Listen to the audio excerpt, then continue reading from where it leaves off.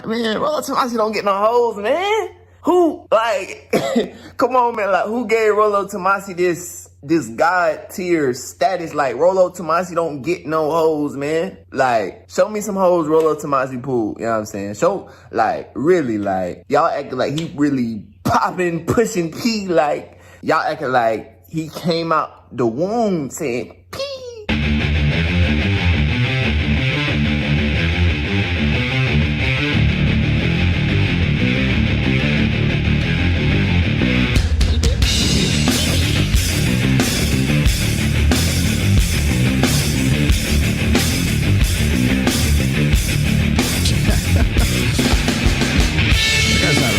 Come on now.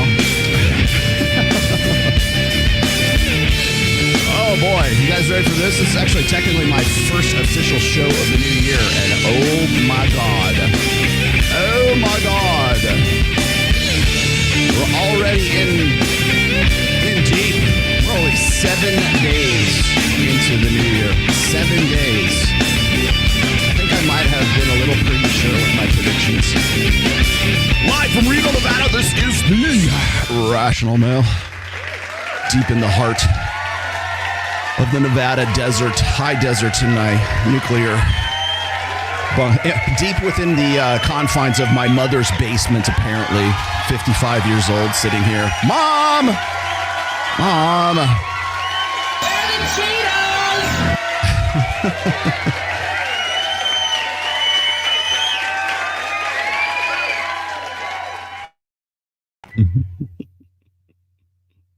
Are you looking for ways to use those delicious Chrissy ham leftovers? Well, I've got the perfect brekkie recipe for you.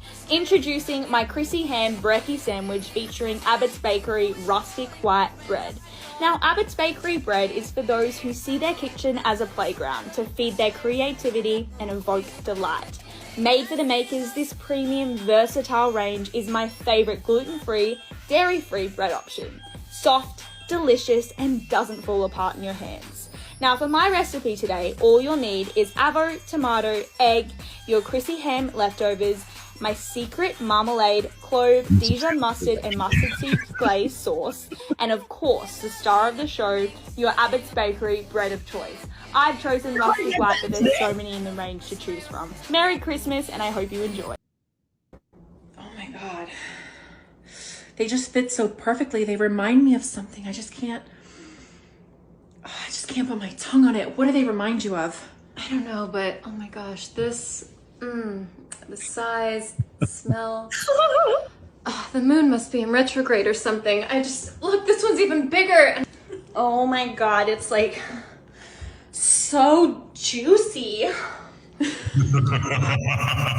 Rhinestone once. I'm pretty sure the whole conversation I pushed him like pretty hard. What was hard, Ariel? The therapist will essentially give them SSRIs, which I think the sexual effects that SSRIs have on the body, right? Some. There's tons of like MAOs and like tricyclics that you're talking about, like the type of SSRIs that used to be given to pedophiles. We don't give those to men. We don't give those to men. We don't give those to men. But he's not as informed as like I think he would like to be. Yeah. Well, I'm a whore. Least desired by men, I most judged other women. Towards the end of junior high, transitioning into high school, I developed a major tumor within one of my ovaries, and it would go undiagnosed for about 6 years. By the time it was removed, it was 10 pounds. It was basically fully occupying my ovary. And it seems like that tumor stunted a lot of my secondary sex characteristic development, specifically my breasts. And so during high school, I had no breasts, and the tumor was becoming so enlarged that it made me look constantly slightly overweight. I was flat and fat. Needless to say, not exactly the ire of the male gaze, the object of sexual desire. I wasn't very sexy in high school. And when I think about that time, it happens to coincide with the time that I felt most religiously superior to all of these girls. It was like this massive nerd copium where it's like, you can't make me insecure because I'm better than you because I hate myself. The time I was most judgmental toward other women when they had like relations with boys was when I hated how my body looked. And more importantly, I was angry that boys didn't look at my body, that they didn't want me. This is when I was most sold out to this rigid view of good women prescribed to me by the church. The more that men rejected what my body was, the more I rejected what women could be, and the more that I hated women who were what I should be. My creeping, aching sexism feasted on the anger I had for what wasn't mine, toward women who just were breasted, were wanted, were nice, were sweet. The sexuality of womanity evaded me, and I lied to myself that I was better off for it. And it was during this same period of judging other women, of jealously hating them for having what I couldn't have, and then coping and pretending like I was proud of it. It was the same period that I remember going to church every single Sunday and begging God to change my personality because I was convinced that he had messed up. I just wanted to be light and nice and happy, just like all the other girls. He's not a Christian! Savo?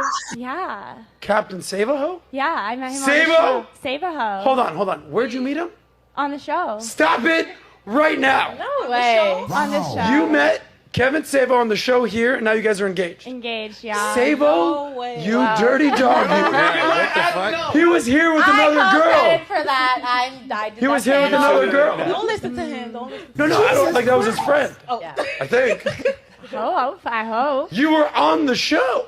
Oh, no. My Not bad. the show. He wasn't with someone. No, I don't mean like with someone. He brought a friend, like a lady friend.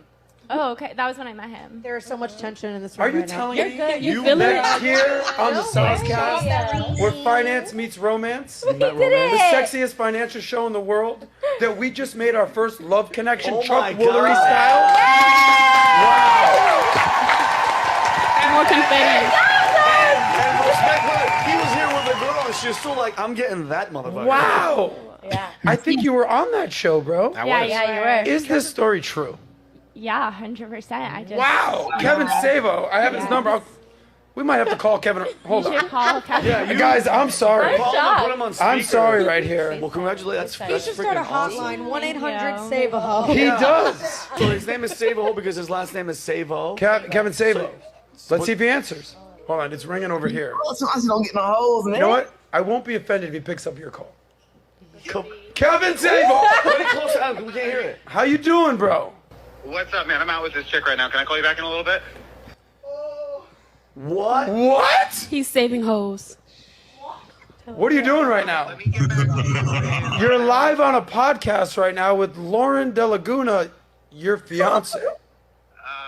Really would have been nice if you clued me in about that before. Oh my God, Kevin, are you cheating on me? Yeah, that nigga is. What is happening right now? Stop Jorge, oh my God. No, we're just Kevin, hanging I'm out. gonna call you back. I'd be so mad if my Lauren? Oh, time out. So Captain Savo. Just to be I feel like I just took a bath in battery acid. But he's short. A 1. He's shorter than me. He's a 1. Okay. 7. Oh, I'm sorry. I really need tall guys, so he's like a 6. He's a 6. I have a lot of short friends, but What about he's shorter than you? 3. And then what about shorter than you? Personal opinion, but I'm just not attracted to guys shorter than me, so I'm gonna go with a 5. He's a 4, but he's rich. That's all you know about him. I'll go 7. 6. Okay, so he's like a 7. 8. He's a 6, but he drives a luxury car. You'll bump up a little bit, so 7. 7.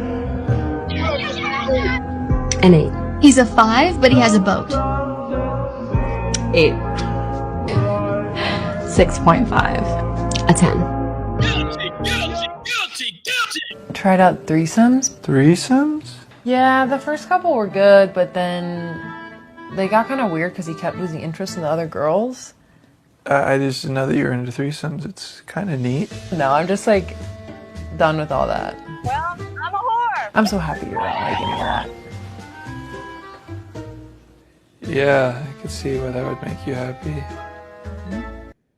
Point of reference to what a marriage is. How can I naturally know how to be something I was never raised by? You don't know what a wife is because you've never had the blueprint or point of reference of what a wife is. In your mind, a wife is just getting a ring. That's not a wife. Are you ready to mentally, spiritually, emotionally hold your man down? Or is it just about getting a ring and being able to say, I's married now? This is not the color purple. This is reality. You don't have what it takes to be a wife. It's not just about the man. That's not the reason that marriages fail. They love to blame it the man. They love to say he cheated on me, that's why it's over. I am bored out of my mind. I'm with you. Listen, the last relationship I was in, a couple relationships ago.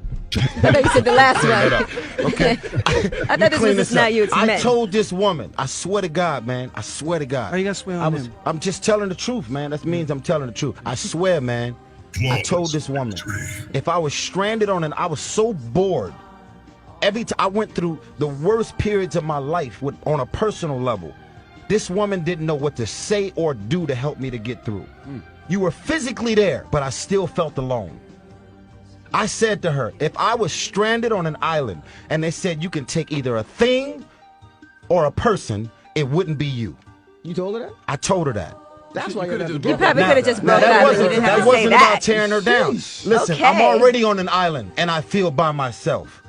Tell these bitches to go to hell. Told you about the manopause, this thing that I'd come up with. So I noticed toward the end of my 20s that lots of guys who had been training with a particular modality, usually bodybuilding, usually exclusively for the way that they looked, realized as they approached their 30s that they were getting out of breath going up a set of stairs, and who the fuck is he at 30?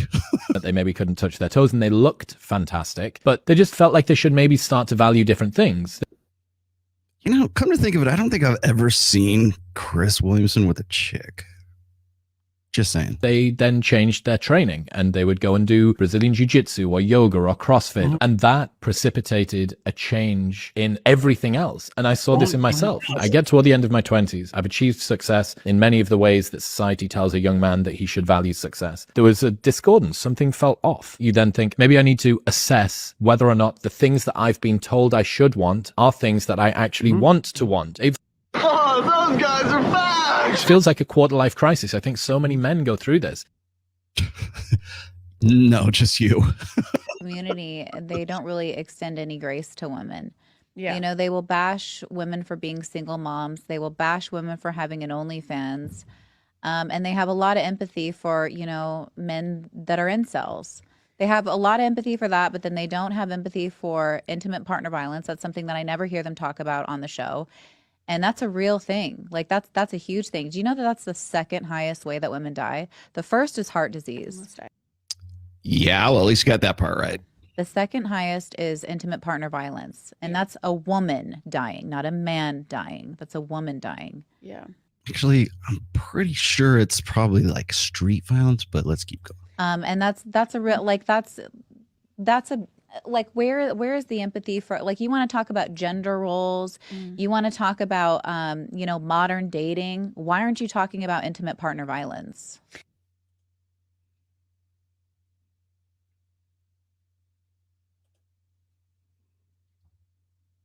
Hey, what's happening? What's happening? Hey. Oh boy, here we go. You guys ready for this? Hey, my friends. Sorry, that was kind of long. Maybe I should like pare that down or at least like time those things a little bit better. Yeah, especially the not so erudite one. I could have stayed like, I could have cut that one in half. You're right.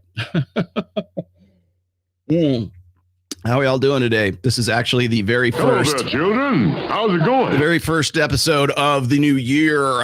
I am Raul Tomasi. What are we going to talk about today, guys? We're going to talk about the cake. It's all about the cake. Would you like to know about the cake? I'll tell you about the cake here in a bit. More importantly, it's okay. Let's just run and gun right from the beginning here. So I got wrapped up in a Twitter war, I guess. I don't even know what the hell to call it anymore.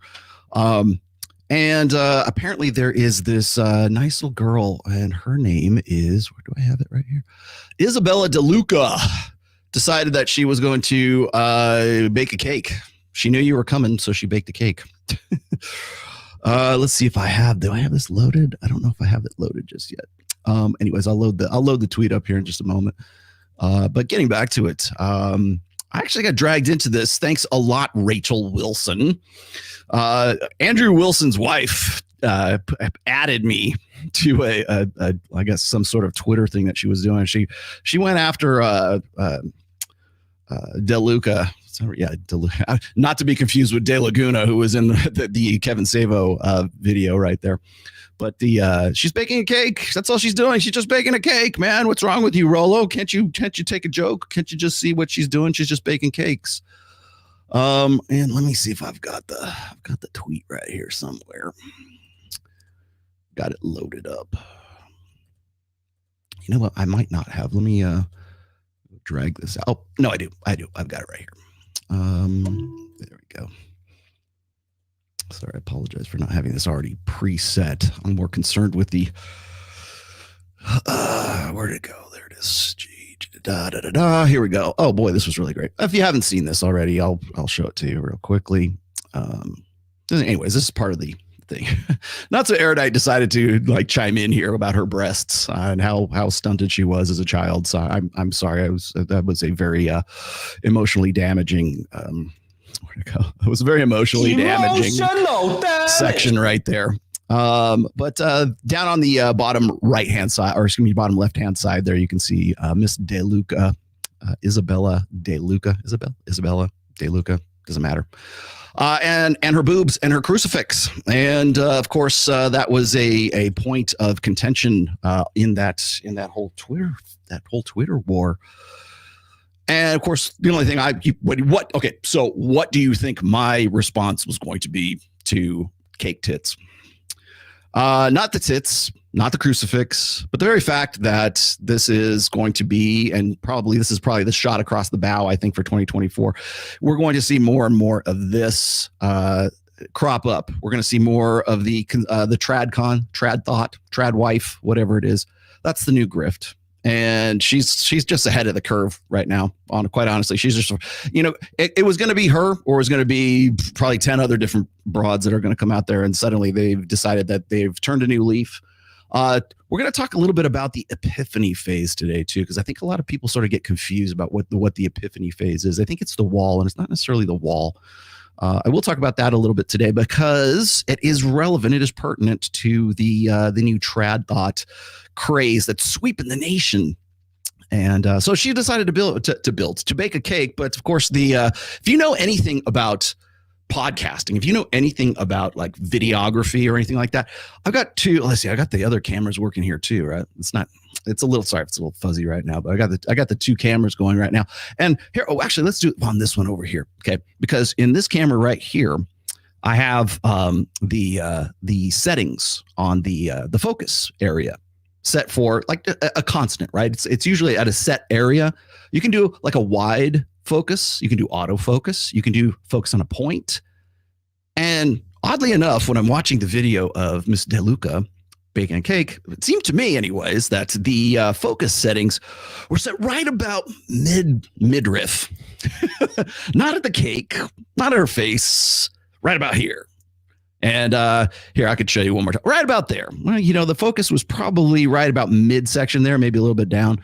And you can actually set your focus so it will track and sit wherever you want it to be. And so, I pointed this out, just my casual observations here. And of course, everybody loses their fucking minds. And everybody, I was actually going to, I still might, if you really want me to, I was going to put up the tweet and kind of run through the responses and everything, but I can't because there's thousands of responses, and I would spend probably the next 4 hours just reading all the responses to this and what me firing back and everything else, of course. And so I get wrapped up in this. Thank you very much, Rachel Wilson. I'm kidding, but only a little. But the fact of the matter is that this is not about cake, nor is it about the crucifix around her neck. Well, maybe a little bit. And nor is it about her boobs, for that matter. It's about the fact that this woman is ahead of the curve. Now, I didn't even know who the fuck she was up until, I shouldn't say that. I did know who she was. She was talking shit about the red pill, I think back in December or November. And I responded to her and I said, hey, look, if you want to come on Access Vegas and you want to sit across the table, I opened it. By the way, you guys already know this. I opened this invitation up to everyone and anyone. I've done so since November of 2022. since we started Access Vegas. And I said, look, if you guys want to have a debate, like everybody's, oh, I want to debate him. He won't debate me. Okay, fine. I will be happy to debate you. In fact, I put the invitation out to debate pretty much anyone and everyone. And the only people who up to this point who have taken me up on that offer, I want to say Richard Reeves, but Richard Reeves is more like an interview. Gary the Numbers Guy, fucking Gary the Numbers Guy has taken me up on this. And by the way, and to his credit, Sergio Solis from Purple Pill Podcast. Those are the only two guys. All these haters, all these people, I want to debate him. He owes me a debate. Come on out. Where are you? Where the fuck are you? Nowhere. So anyways, I extended that same invitation to Miss DeLuca. And I think she accepted. I'm not really even sure because I kind of didn't really follow up on it. And then, of course, I started talking about the videos she was doing about her, the cake. It's all about the cake. And I was like, this is going to be the new grift. This is the new pivot. And by the way, she's not the only one. There's a lot of guys that are making the pivot right now too. If you look at Destiny and you look at I forget who else was on this, but like Lex Friedman, by the way, has decided that he is going to host a debate between Destiny and is it Alex? Is it Alex Jones? I think those two on his. Maybe I'm wrong about that, but it was him, and it's either him or it's maybe it's it's not Sam Harris, is it? No, I guess it's probably Alex Jones. Of course, and to Lex Friedman's credit, he's jumping on the bandwagon right now because there was just a debate, such as it is, over the January 6th insurrection, right? That happened yesterday. I only caught the highlights of it, and the highlights were pretty much what I expected. Alex Jones shouting down Destiny, and Destiny trying to shout down Alex Jones, and it's like Alex Jones is like his big like drunk uncle. They're like, hey, that's okay, dork, donger, whatever your name is. Like, what did you like? Destiny, okay, like in all seriousness, I know you hate me, and the feeling's kind of mutual sometimes, but like in this case, like, what did you hope to achieve in all of this? like what productive, what productive thing came out of this? Probably not much, but that's going to be the new pivot.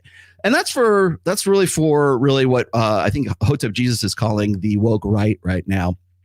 And the woke right really is the woke left that's decided that the woke lefty stuff, the leftist progressivist stuff, isn't going to play very well in 2024. And they're right. And they've decided that they want to, swing and pivot right. And so now we see a new term. Thank you very much for this one, Hotep Jesus. The woke right now. And honestly, I see this and I look at what's going on with the trad thoughts, the TradWives, and I kind of saw this coming. I didn't want to make a big prediction about it on the year-end show for Rule Zero. But I kind of did in a little bit. I mean, obviously, I was saying, everybody's going to sort of lean towards the political stuff, and they already are. That's going to be what's going to pay your. If you guys, by the way, if you're somebody who's sort of like ambiguously part of the red pill, you're red pill adjacent. Lord knows I can't be red pill adjacent. God, imagine me trying to sell you that one. If you're red pill adjacent, or you got into the red pill because it was productive, it was marketable, it was something that was a niche that you could sort of like dip your toes into, and at least once in a while have me on, or have Mike on, or have God knows whoever else on, and interview them. And now you've decided that you want to quote unquote wipe the manosphere stink off of you. Now that you want to do that, trust me, your pivot is you're gonna want to lean towards conservative politics right now, because that's going to be what's going to pay your bills. You want to put food on the table, start talking about Vivek or Nikki Haley or Trump or whoever else, right? Just talk about it. It doesn't mean you have to vote for them. Just talk about them, and you'll probably do pretty well as a sort of a sub niche or sort of a pivot niche. And by the way, when you decide to come back to the red pill in 2025, I'm going to be here to give you the big fat finger. That's what I'm going to do.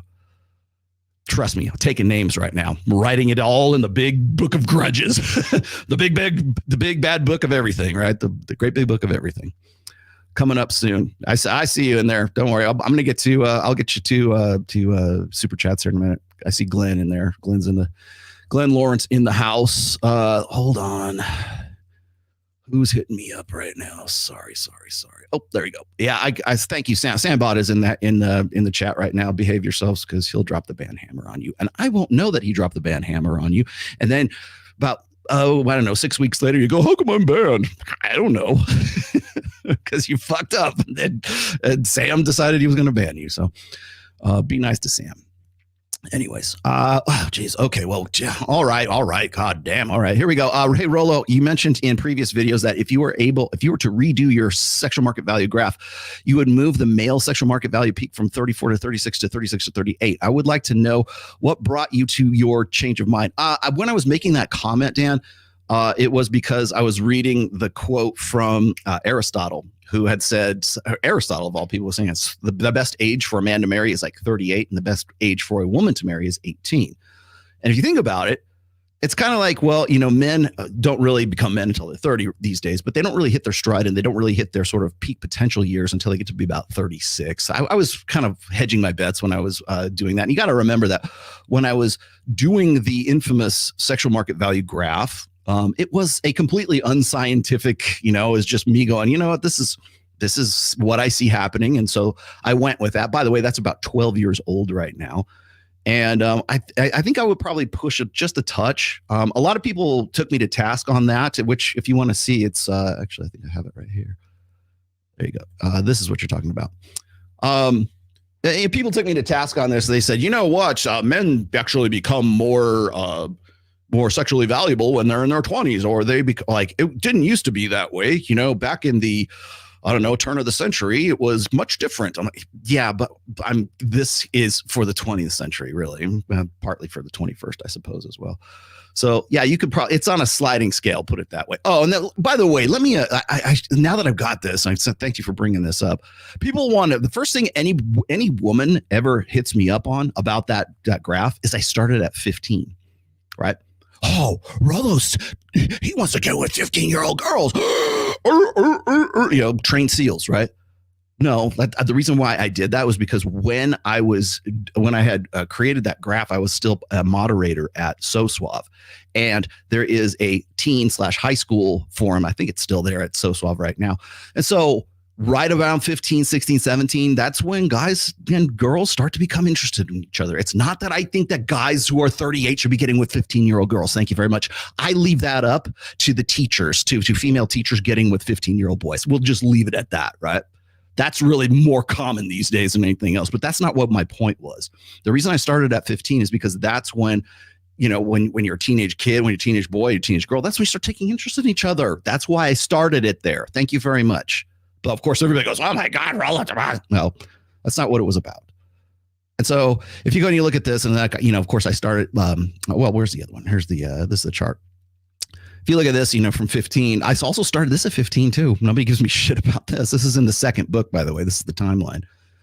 So I don't know. I might, there's a little bit of wiggle room, I think, probably historically. It might move even further because now the average age of first marriage in the United States is now 30 for women and 32 for men. And please make a note of that. Please update your software, because a lot of people will still say it's 28 for women and it's like 29 or 34. No, it's 30 for women and 32 for men right now. Please make a note of that. Thank you. But yeah, that's why I would do that. Hey, thank you, Truth Matters. Rolo, already the circus has begun. What is the controversy behind Maria DeLuca, one content creator close to Brit? Yes. Well, we're going to get to that part too.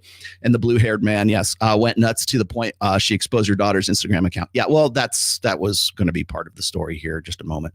Thank you, Mr. KKK. There you go. We got in twice. Very good. Thank you. Now, of course, everybody's going to go, oh my gosh, it's hate speech. Ned is a good boy. Don't eat cake. Red pill is pie. Thank you very much. Let's see. You know what? I'll come back to that. Thank you very much for your concern. Yeah, I think I'm going to not put those ones on screen. Hi, Rolo. Happy New Year. I would really love for you to check out my landscape photography. Okay. Send it on, man. I also would love to send you a token of my appreciation. How can I do that? Well, if you want to donate anything, or if you want to, I don't know, however you want. I mean, thank you for the super chat, obviously. But if you want to make donations, or if you want to do anything like that, all of my donation stuff is in the description. My PayPal's there, if your crypto's there. Also, if you want to donate to my charities, which is Gray Save, which is my Greyhound Reconditioning Rescue Foundation, you can also find that as well. So that's where I go. Word is DJ Academics X is 3M pregnant. 3M pregnant. M pregnant. Yeah. Wow. Really? With his baby, or with somebody else? Like, whose kid is it? I will throw this out there one more time. I tried to be as diplomatic as I possibly could on Twitter when I heard about he got rolled for like $500,000 or something, $500,000, something like that. Now, DJ Academics has come at me God knows how many different times. I still think he was probably one of the worst ideas that Myron and Fresh ever had to put on the show, but that's my very biased opinion. However, I will also extend to him the same thing I extended to Destiny, is if he's in trouble, if he's hurting, if he wants to talk or something like that, my line's always open. You know how to get in touch with me too. So and I know that sounds like, kill him with kindness, magnanimity, but that's what that's what I've always been about when it comes to like that kind of stuff. I have had so many times where I've had haters throw just all kinds of like the worst shit you'd ever want. Like, let's throw Rolo into a wood chipper. That's coming up. But those guys will later on go through some really bad trauma, or they'll go some sort of, some kind of major catastrophe, or they're just really shook up about something. And that's usually when guys are let's say most receptive, but that's usually when guys start questioning like themselves and questioning what they think about.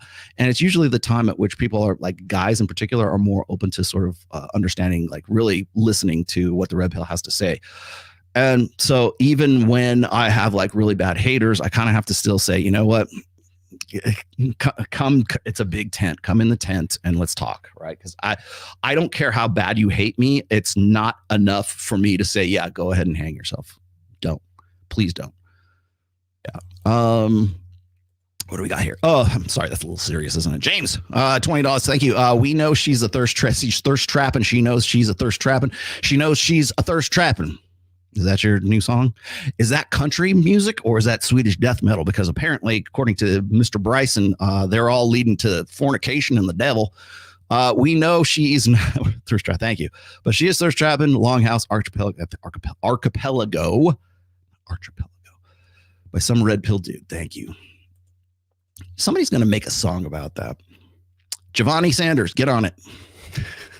I love food. I love cake. There's so many flavors and combinations, but this is a cheese tax.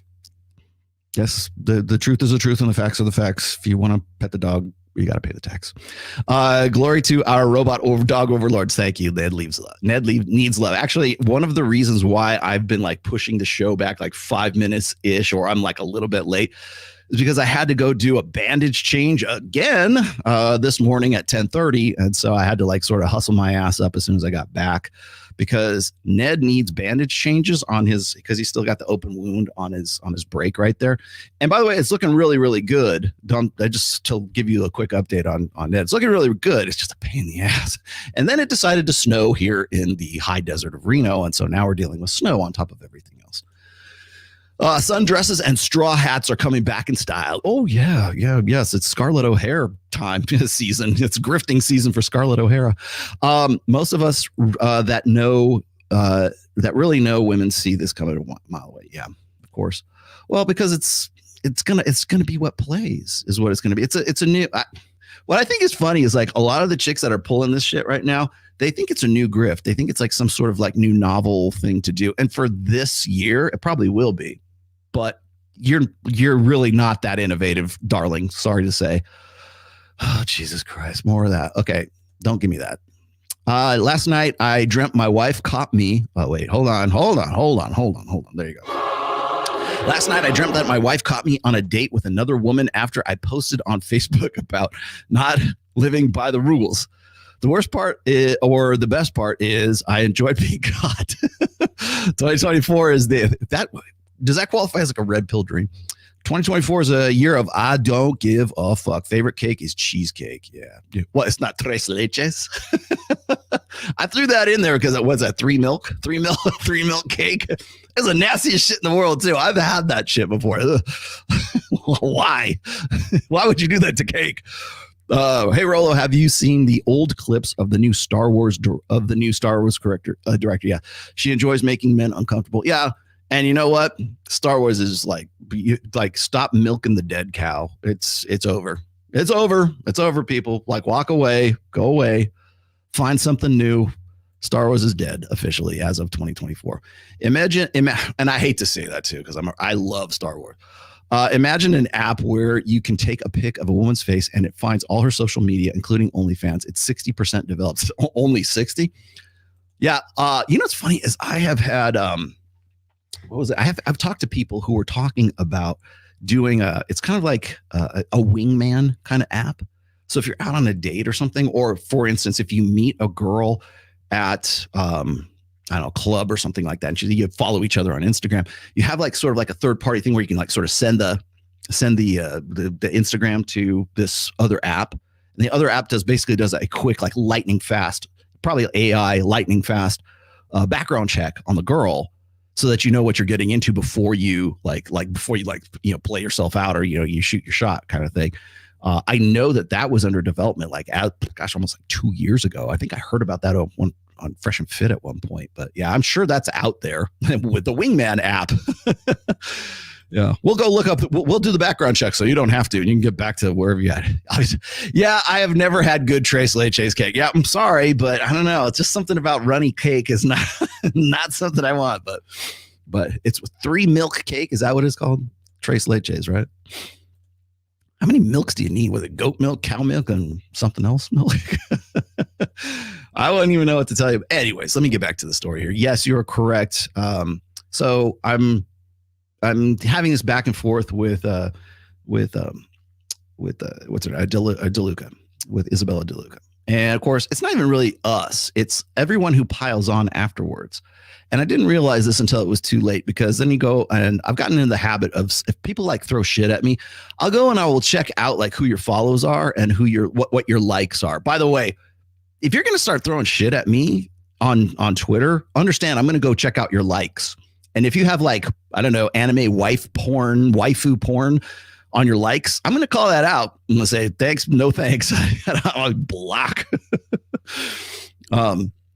But yeah, so I go, I check out her follows. When lo and behold, who's there? Brittany Venti, Lauren Southern, the blue-haired, the cuck Smurf is there, and probably, God knows how many people who follow Der Fuhrer and Nick Fuhrer, and God knows whoever else on there. And so I got, okay, here we go. And I'm wondering, why am I getting so much grief for this?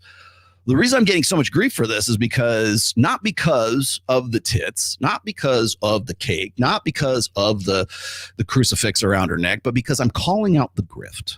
And that's the cardinal sin. It's what Ryan Stone would call you're sort of breaking character.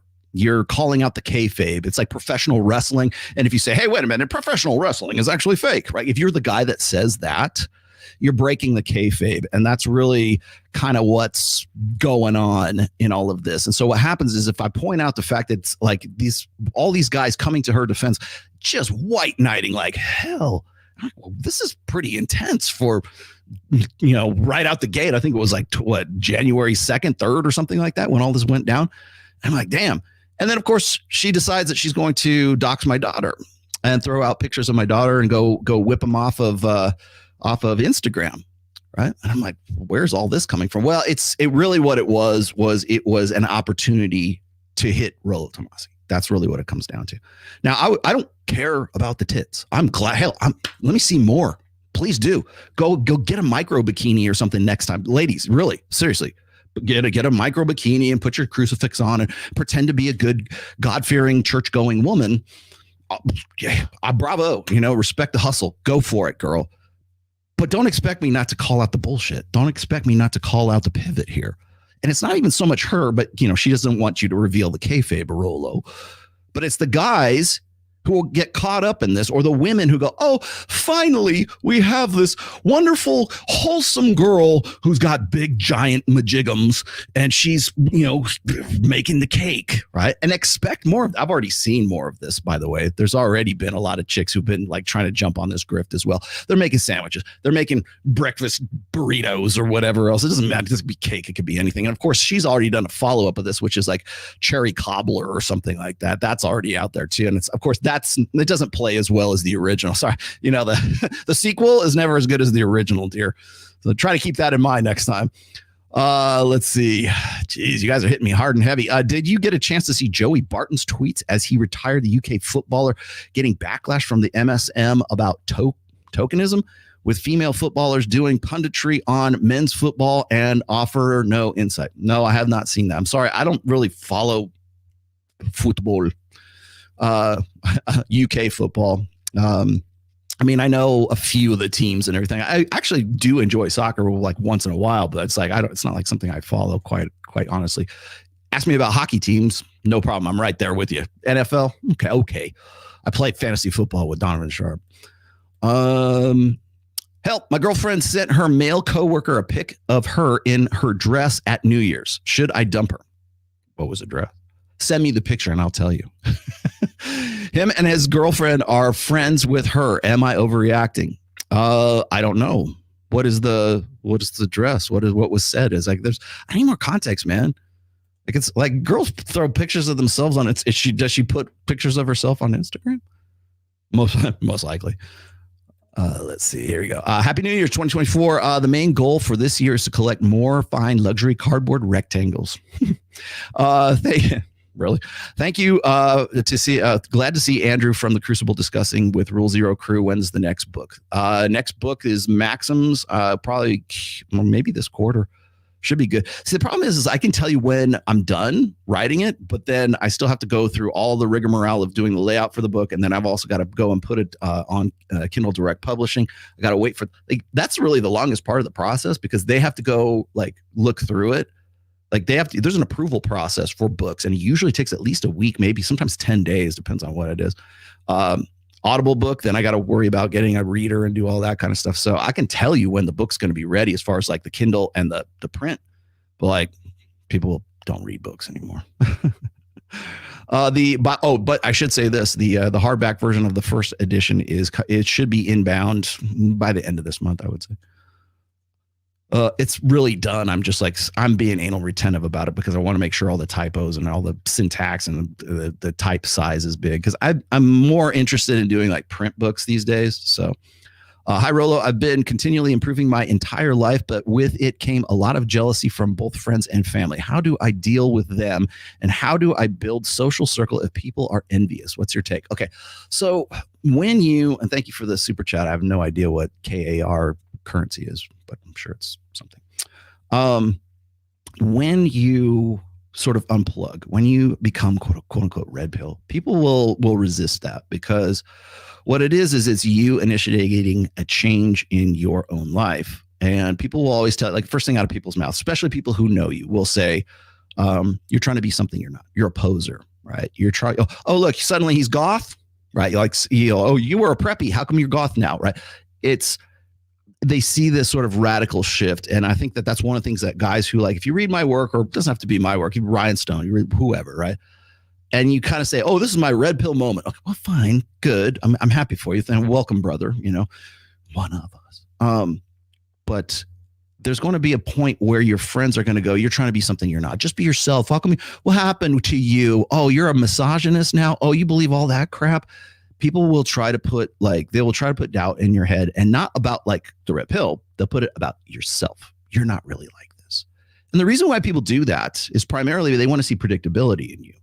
Because if you are predictable, reliable, old crits, if you're the guy, if that's what they've learned to come to expect and predict that your personality is going to be like, and this is what you're really about, you're going to meet resistance, especially with your family and your close friends. And that's why I always tell guys, don't try to initiate something that's really a radical shift, really, really fast, because people are less less likely to sort of accept sort of like what you're doing as far as like changing your own personality, changing your mind about yourself. Right? And so I would, if I have to give advice, right, I'll give you some suggestions really. When you get into the position of sort of changing your mind about intersexual dynamics, changing your mind about men's nature, women's nature, sort of rejecting what sort of blue pill, the world has sort of told you how things ought to work, the old set of rules, right? Tell you how things ought to work. And then you realize that that's not actually the way things are going. You can't just jump into it with both feet without having somebody call you out for it and say, you're trying to be something you're not. You're trying to be a poser, right? And then really resist that. And the reason for that is, of course, they want to see predictability in you. They want to be able to, it's really a form of control if you think about it. They want you to go back to being the way you were. You really can't, because once you put the red pill lens on, you don't get to take them off.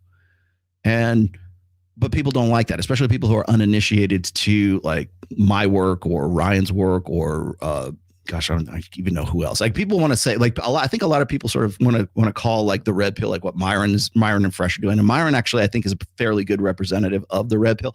But when they see that, what will happen is you'll have guys who are like in your family, and by the way, it mostly will be men who want to change you back to the way you used to be. It won't be women. I mean, women maybe they'll think, oh, he's just a misogynist. Women will just be indifferent to you. They don't give a flying fuck. Like, fuck him. I'm out. Right. Guys are the ones who will give you the most grief because that forces them to consider things and connect dots that you've already connected, and they don't really want to. That puts them in a very uncomfortable position. So the best thing for them to do is be crabs in the bucket that drag the other crab back down into the bucket. And that's really what they try to do. So keep that in mind. And I don't necessarily think it's like you were saying here, it's like, how do I build a social circle if people are envious? I don't think it's necessarily because they're envious. I think it's because they want to see predictability in you, because that's how they used to control you, or that's how they used to predict you. And so now you're unpredictable. You're not, you're not as reliable. You're not as dependable. I mean, not to up here. I mean, you might just be as loyal and dependable as you've always been, but they don't want to have to consider what you're going through. So they'll say, who hurt you? Why are you so bitter? Oh, you're getting over an ex, blah, blah, that every rationale they can possibly throw out there. You're not really like this. No, I really am. And that's what's really going to scare you the most. Same idea, but it uses AI facial recognition. Oh, you mean the app? Okay. OnlyFans, LinkedIn. Yeah. You know what I just saw? I think it was, did Rugby send this to me? Sam? It was the LinkedIn. LinkedIn is now the Gen Z, or is a Gen Z dating platform. I don't even want to call it an app because it's really not really, maybe it's an app, but I think one of the things, and this is really, thank you for that post, but it sort of like refreshed something I was going to talk about anyways, was I constantly hear this bullshit about like people want to talk about how Gen Z or the latter half of the millennials, they're not dating anymore. They're not fucking anymore. They're not having sex. They're not interested in relationships. What is it? I even put the stats up here recently. It's like 63 or 67% of young men between the ages of 18 and like 29 aren't in relationships at all and aren't interested in getting into relationships at all. And people like, oh my God, we better ring the alarm bell because these passport bros aren't going to be here anymore. And these incels don't want to fuck. And these guys don't want to measure up, and they don't want to get back on the reservation here. And Rollo Tomasi and the rest of those red pill guys are teaching the slaves to read. So we better go throw, shit at those guys too. But then they'll compare that to like dating apps, or they'll compare it to like the stats of like, how do people meet these days? And so everybody's like the new kind of topic du jour these days is to go after the stats showing that the number one most common way that people meet is online. Like family and friends, church, school, work, all that stuff is on this sharp, sharp decline. And you know what spikes? Meeting online. Does that mean that they're meeting on Tinder, Bumble, and Hinge? No, it doesn't. Not exclusively anyways. Because the number one dating app on planet Earth is Instagram right now. Because no longer are you getting like a phone number is not an indicator of success that it used to be. Like getting the digits, Getting a number close back in the mid 2000s. That was the metric for saying, okay, the chick's interested and you can get a date. Maybe you'll get to fuck her or whatever it is, right? That was the metric by which old school PUAs used to measure success in sort of the sexual marketplace, right? No longer. Now it's follow me on Instagram. I'm not going to give you my phone number. You don't need it because you can follow me on Instagram. You can just text me on Instagram, or I can like decide if you're cool enough to hang out with, and then we can go from there. Well, Instagram is the number one dating platform on planet Earth right now. So if you meet a girl in the club, you didn't meet her online, but you met her in the club and you used Instagram as a facilitator, let's say, of getting together. So you might have met her in a club. You might have met her at school. You might have met her at the bookstore because that's where you find quality women, right? Barnes and Noble. You might have met her at Bible study, right? But you're vetting her through social media. So even if you meet somebody, even if you say, okay, well, young men and young women aren't meeting like this anymore. They're still, they want to go out. They want to go old school like Gen X, right? No, they don't. Because even if they meet, they're still using something online that they're using to vet or to do a background check or whatever else you want to call it. So it's not just Hinge, Bumble, and Tinder. We can't limit it just to those dating apps. Because people say, well, there's more guys on Tinder and Bumble and Hinge. And by the way, it's stupid to say this about Bumble and Hinge because women have to make the first move on Bumble, I think, certainly Hinge. But Tinder, right? Oh, you got a match. And guys are just like, making these machines to like swipe, just do some mass swipe right so that they can get one hit back. And they'll say, well, there's not that many, there's not any hot girls on Tinder. No, there are some hot girls on Tinder. Or everybody wanted to give Myron and Fresh all this bullshit about like using seeking arrangements to source chicks. Well, that's just one of several means to do so.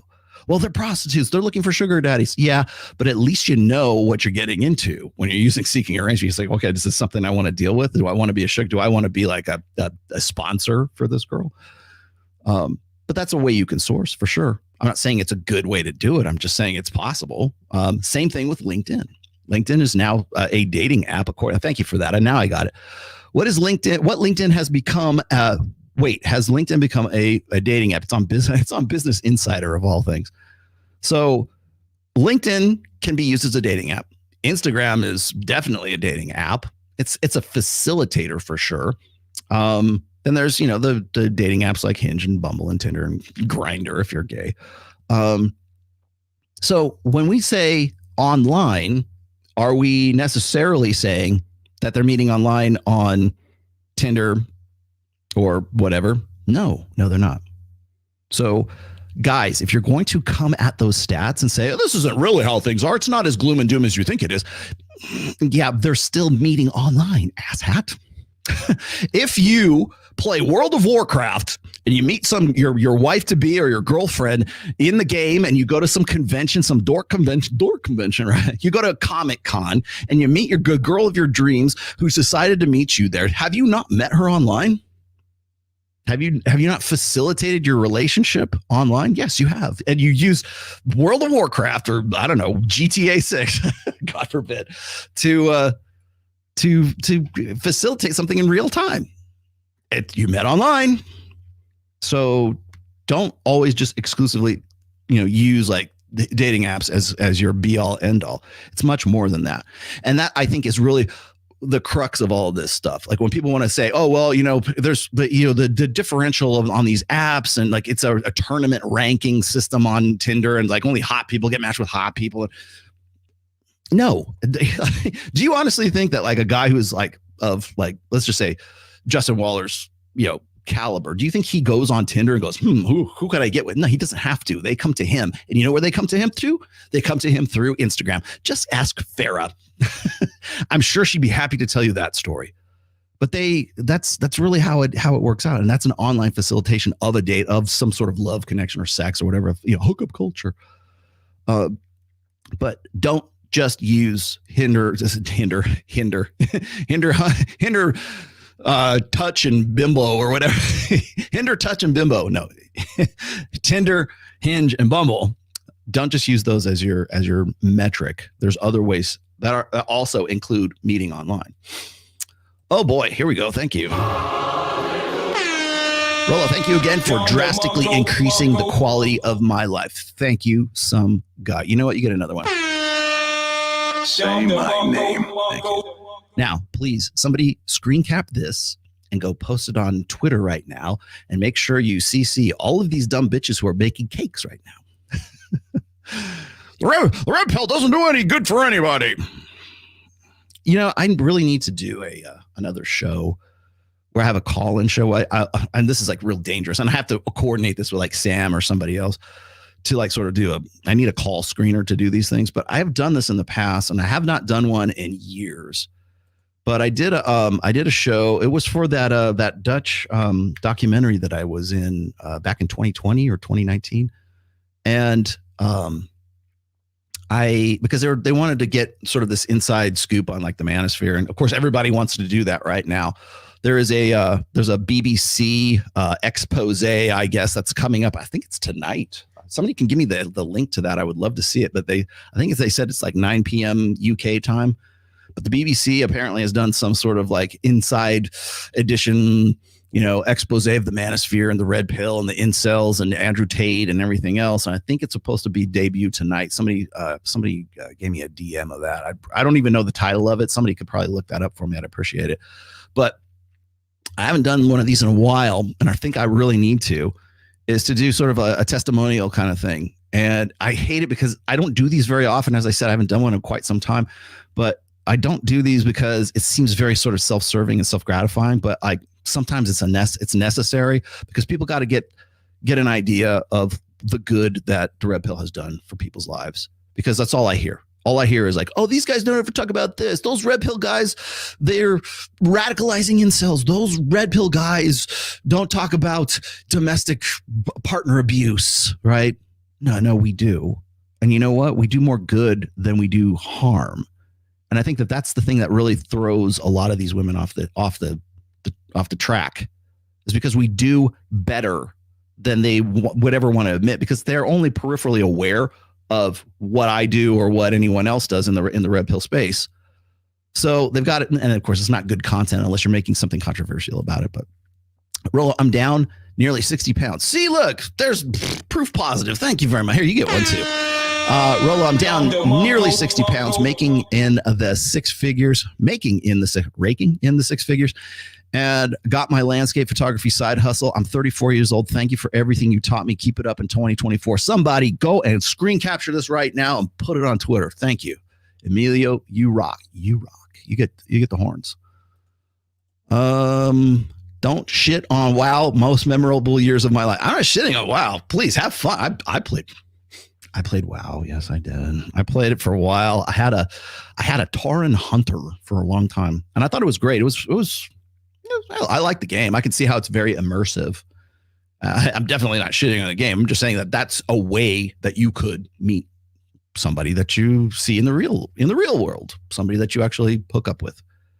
Did you meet online? Technically, yes. You met on World of Warcraft. What are your thoughts on paid features of dating apps? Paid features of dating apps is like paying LinkedIn to move your resume up in the ranks so that you can get a fucking job. It's gatekeeping is what it is, and it sucks, and I would not pay for it. I would not, I'm not a big fan of, the only thing I would use, again, this is me spitballing here. The only thing I would use dating apps for is sourcing. That's it. And by the way, if you I wouldn't say don't even use dating apps. Now, I'm going to go against probably against the stream on this one, because a lot of people, including Myron and Fresh, will say, use everything. You have to spam everything, spam approaches, do it digitally and everything else, so that you can sort of sift, separate the wheat from the chaff kind of thing. And I understand the logic in that, but I would also say you have to fish where the fish are. And I think it's definitely, I think it's more important to be good at game live and real time than it is to be good at text game and all this other stuff. And if you're good at text game, great. I'm happy for it. I'm not saying, I'm not shitting on that at all. It is definitely a subset of game skills for sure. But though your text game, whatever it is, should be used to facilitate live, in-person, real-time, face-to-face, interactions. That's if you've read my first book, there's a chapter in there. It's called buffers. I called this as far back as like the mid 2000s.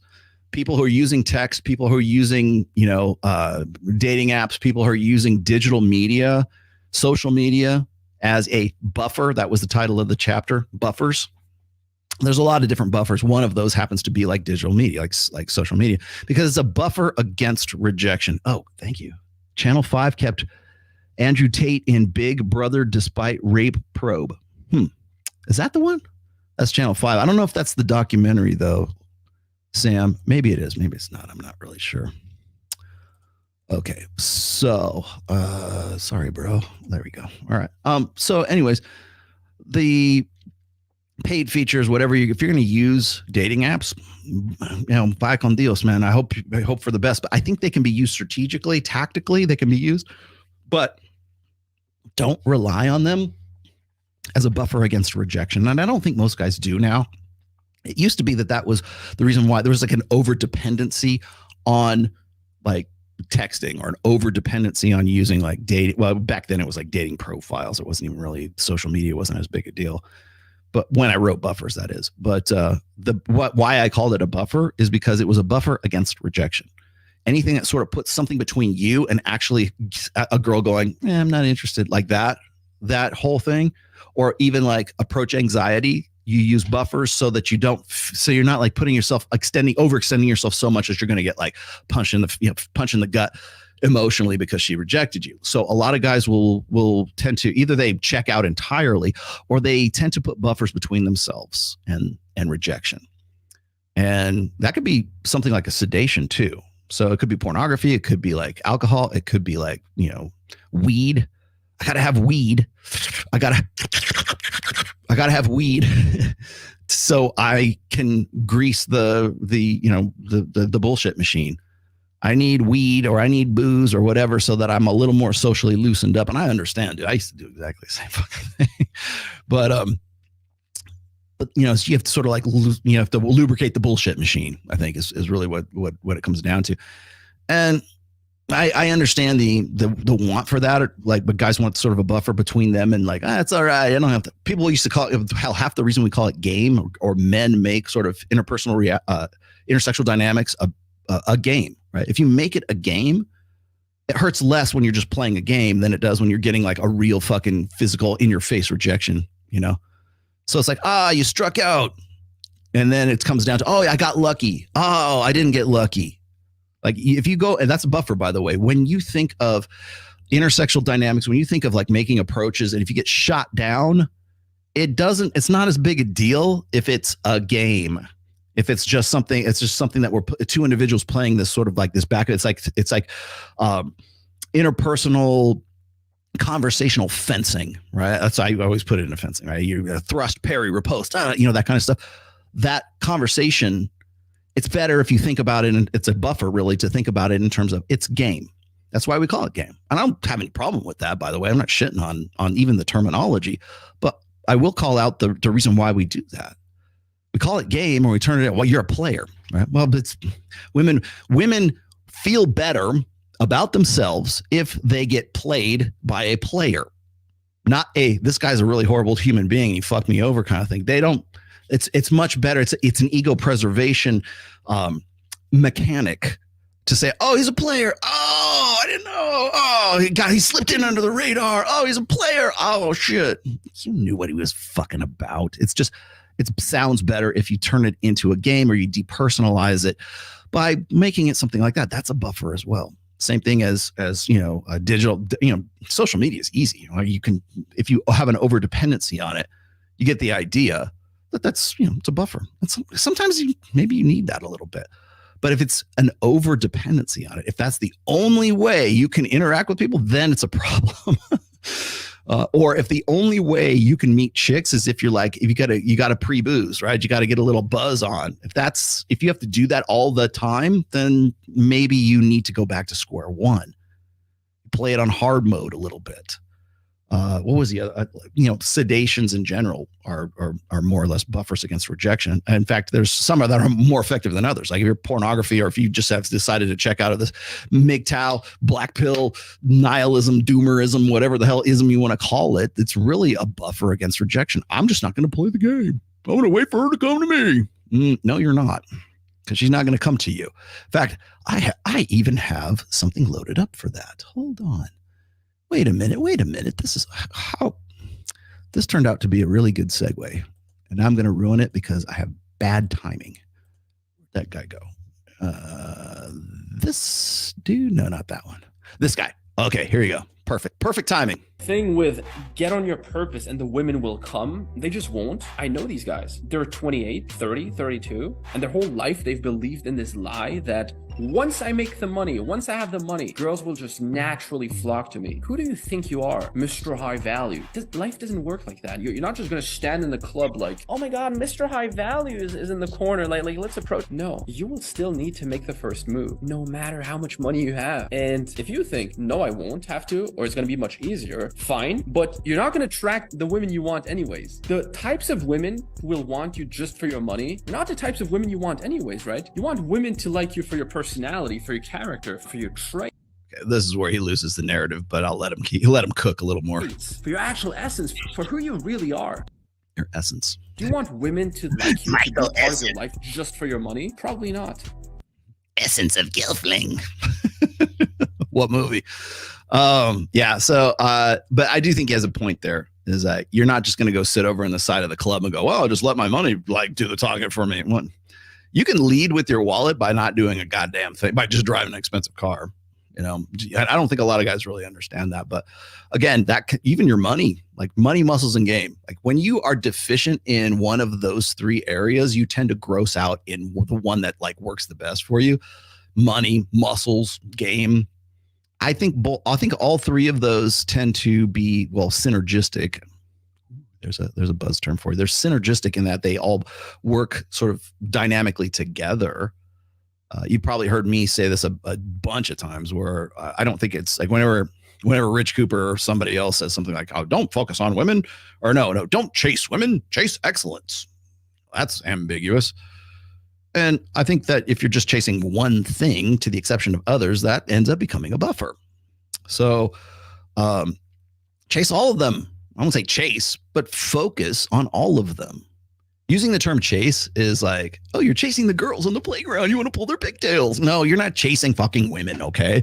But be open to the fact that maybe there's a chick that's attracted to you because either you got yourself in shape. Oh my God, really? You're going to the gym to be in shape? Yes. You got money? Oh, great. A woman might be attracted to you as a result of that. Or you've got really stellar bulletproof game and you're a really good conversationalist. You're funny as fuck. You're a charming motherfucker. Right? Those all work synergistically together. I don't see why that's even a big, this is not like some big, secret of the universe. Focus on all of them. I don't see any problem with why wouldn't you? But I don't know. Let's see. I got that. Oh, hey, thank you. One more time. By the way, anyone who says you're toxic is probably toxic. I'm not toxic. You are. Did you guys see the exchange? Oh man, I wish I would have clipped this. The exchange between Destiny and Alex Jones on the January 6th debate, right? And it was like, no, you are. No, you are. No. It was like that Pee Wee Herman skit in like Pee Wee's Big Adventure. I know you are, but what am I? I know you are, but what am I? No, infinity. Why don't you make me? You make me. Shut up. No, you make me. I don't make monkeys, so just train them. Like I was waiting for that line to come out of like Alex Jones's mouth or some shit. It was just like so juvenile middle school shit. But it was classic. By the way, it's Abbott and Costello shit, man. I mean, it was the Keystone Cops level, Three Stooges level of humor. Thank you very much for brightening my day. Rolo, cold approach is harder as they are comparing you to online. Yes, true. Nope, no doubt. 100% agree. Approached a girl in a bookstore. Iceberg Slim came up in the conversation. Really. Yeah, I don't know if you guys saw I don't want to just answer. I got other things to talk about today, guys.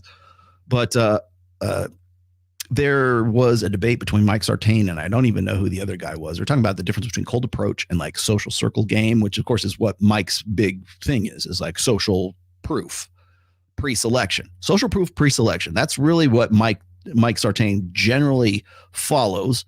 And I'm of the opinion that all forms of game are really fundamentally founded in pre-selection and social proof, really, but like mostly pre-selection. Because you don't get your foot in the door, you don't have the conversation. All your bulletproof game flies out the fucking window if there's not some sort of if that girl doesn't see you as someone who's worth her while. And why do I say that? Well, very similar to what Mike always gets into when he asks the girls, like, "You guys, did you go to CVS? Did you go to Walgreens? The drugstores around here. Did you go to Walgreens? Right? Yeah, I did. Blah blah blah. CVS. Did you notice who was stocking the shelves there? No. Did you know who the Did you notice the cashier? No. But if you saw the guy out in the parking lot of CVS and he drove up in a Lamborghini, you would remember his eye color. You would remember if he had a scruff on his beard. You would remember how tall he was, how tan he was, how jacked he was. You would remember every last aspect of that guy. That's what I'm talking about. So when it comes to that social proof or that pre-selection, that comes before anything else. That comes before game. That comes before everything. It's instant. And I love when we get into the conversation about like, this is classic because this is from like the early 80s. This is like Fast Times at Ridgemont High shit, okay? It's like a girl knows within the first 5 minutes of meeting you whether she's going to fuck you or not. No, she knows within the first 5 minutes of meeting you whether she won't fuck you or not. After that, it's up to you. A lot of times when guys get into a situation with a girl and it's on. The only thing they have to do is not fuck it up. And sometimes that's really that's really kind of inspired, and that's what is rooted in pre-selection and social proof. There you go. Yes, a cold approach, I understand. You have to be skilled. You have to have ice in your veins, man. Going Galt. You've changed my life. Thank you. The ways in which I support my husband. Oh, really? And what I say to my young daughters, 11 and 13. It's been hard. Oh, I'm sorry. Wait a minute. I got to stop the presses here. I have to read this very clearly so that all of the TradWives women can hear this in the back rows here. You've changed my life, the ways in which I support my husband, and what I say to my young daughters, 11 and 13. It's been the hard look in the mirror that I needed. Our life is happier. Thank you. You are welcome, Going Galt. You are absolutely one. Thank you. $15. Thank you very much. Appreciate. You know what? Hell, that was too good. You get one too. Somebody. Okay, wait a minute. Screen cap this. Go take it to Twitter and put it on Twitter. I'll be happy to retweet it later on after the show. It's funny. I've had women who've come to me after Access Vegas of all shows, right? And when we go and we do the female delusion calculator on there. I don't think I've ever done the delusion calculator on this show, but we do the infamous female delusion calculator. And we usually do it because we're trying to say, okay, look, ladies, this is your standards. This is what you feel like you're entitled to. Here's a high value man. He's got to be 6 feet tall, 6-pack abs, 666, right? We go and do that. And so we'll go and we'll type in like, blah, blah, blah. What the characteristics are, and the ladies usually find out that the only guy that they would possibly have that would meet all their expectations and their standards is 0.00078% of the U.S. population. Seriously, and okay, I might exaggerating. It would be 0.00341. Yeah, maybe a little bit more, but basically less than a tenth of 1%, and that's the only one that'll do. He's got to make $500,000 a year. He's got to be, like I was showing you before, the height standards. I'm going to talk about height here too, because that's another thing that gets sort of mistaken these days. But that's the only one that will do. And so what happens is I've had these women who, like after the show, who will watch Access Vegas, which is strange to me because we have more female viewers of Access Vegas than watch this show, watch my pod class, right? And they'll hit me up afterwards and they go, "Thank you, Rolla, for a new appreciation of my husband." I'm like, "What do you mean?" Well, I went to the delusion calculator and I typed in all my husband's stats, and I realized he's like a very rare animal. He's like 1 or 2 or 4% of the population. And thank God you did, because now I have a new appreciation for my husband as a result of the female delusion calculator. I didn't realize what I had until that point. I was taking it for granted. I didn't appreciate where I was at with this guy, right? And now they have dollars and cents in numbers, and these are basic numbers. These are like CDC and Census Bureau data. That's all it is. Nothing else. CDC and Census Bureau data. What are your standards? Oh, he's got to make this. He's got to be this. And it's like by race, it's by weight, it's by height, it's by income. It's not saying, oh, he's a good looking dude. It's just like these are the even the good looking dude has to be 5'10" or 6 foot. Usually it's 6 foot, right? And it had the unintended sort of benefit, I think, of women who would go in and they would go to the delusion calculator and do it themselves. Thank you very much for that. I appreciate you. I also appreciate Sorlita Bass. Thank you for your $2.79. I presume that's a sticker because I can't put those up. Still, StreamYard can't put those up. Sense of repulsion and eyes burn and hurt when seeing one woman surrounded by men. I think surrounded. Instincts makes me wanna leave. Carl Benny. It makes me want you to finish your ESL classes. Listened to you and Andrew Wilson and not Worski and enjoy the content. Me 31 found female 22 trad chick and strange. Even my mom 69. How old are you? 31. Yeah. Okay. Own age women and others are spiteful with how young she is. Yes. Dude, there you go. Your content opened my eyes to how far influenced women, feminism influences women. Yeah, I got you. I try to shy away from the word feminism these days. I would rather you don't have to, of course, but like I use gynocentrism a little bit more because I think feminism or feminists are like almost like the boogeyman for the red pill or like people who are, like if incel is the boogeyman for the sort of wokesy left or wokesy right, then the boogeyman, the boogie woman, boogie girl for red pill guys is feminist says this. Feminist gets served. Feminist heated debate. Feminist said this gets destroyed. And then this happened, right? The baity kind of titles and stuff. I try to keep my titles as like poetry to me, but poetry doesn't play in the algorithm very well. But whenever I see someone say feminist this, feminist that, I would argue that the people who are in the video, usually it's on whatever podcast, or it could be the Crucible too, Andrew, when they're talking about feminist gets her whole world destroyed by Andrew Wilson on whatever podcast. Like they'll say feminist. Like that woman probably doesn't identify as a feminist, or if she does, she doesn't know what it means to her. Just it's a kind of identifier for her. And the reason why I think feminism as sort of this sort of like a category of women needs to sort of stop in the red pill is because it's kind of meaningless to identify as a feminist in the 21st century. Oh, feminist, this feminist, as if there's like some unified group of feminists who are just like waiting in some sort of like bullpen to like, organize together and come out the red pill. They're not doing that. They don't give two shits about the red pill. They're too busy, protesting for abortion rights or something like that. They could give two, like real dyed in the wool feminists who identify as feminists who've read like Gloria Steinem and Betty Friedan, like those, they don't care. They don't care about the red pill. They don't care about passport bros either, for that matter. I love that. Passport, and I'm going to say passport bros aren't like hey, more power to you. If you want to leave the country and go find a hot chick in Guam or Thailand or Philippines or Estonia, please do. I'm all like right on, but just like go there, find your chick and be good with it. Instead of going, well, we really showed those bitches back in the U.S. I found me a really hot chick out here in, Guyana or wherever I went to. Right?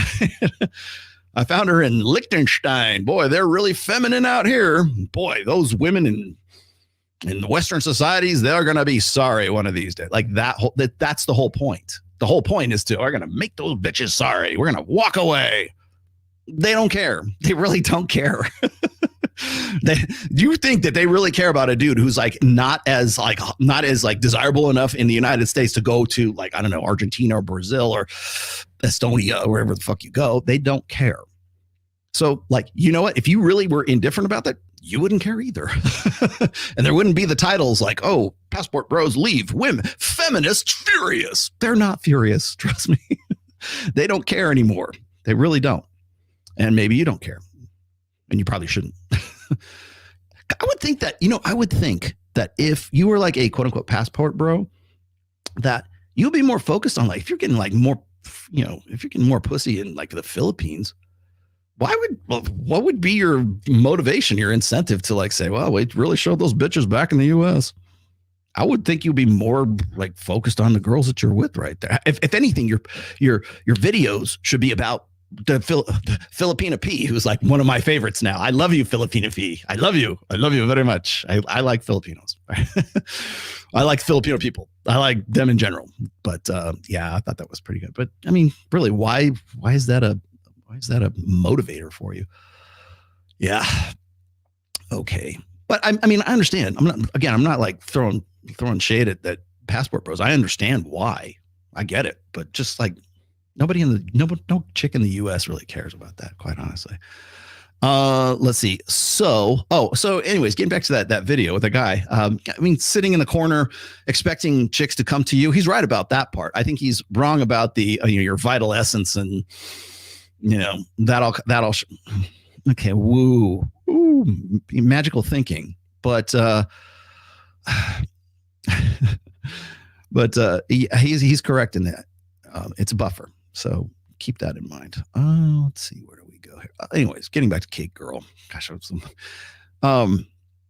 expect this coming in the future. You're going to see more of these women who are going to be pivoting and transitioning out of OnlyFans, not out of OnlyFans, but like out of sort of the thirst trapping in general to thirst trapping in specific. And in specific, I mean more towards the traditional conservative guys.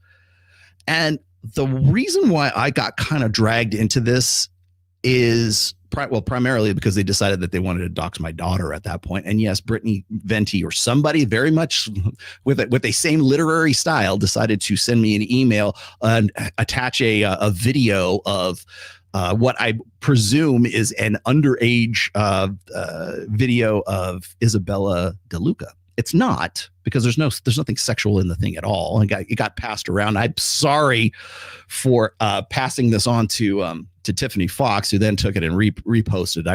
But I was looking at it like, this is not, what is this? But somebody told, I'll go and put the email up here in just a second so you guys can see what I'm talking about.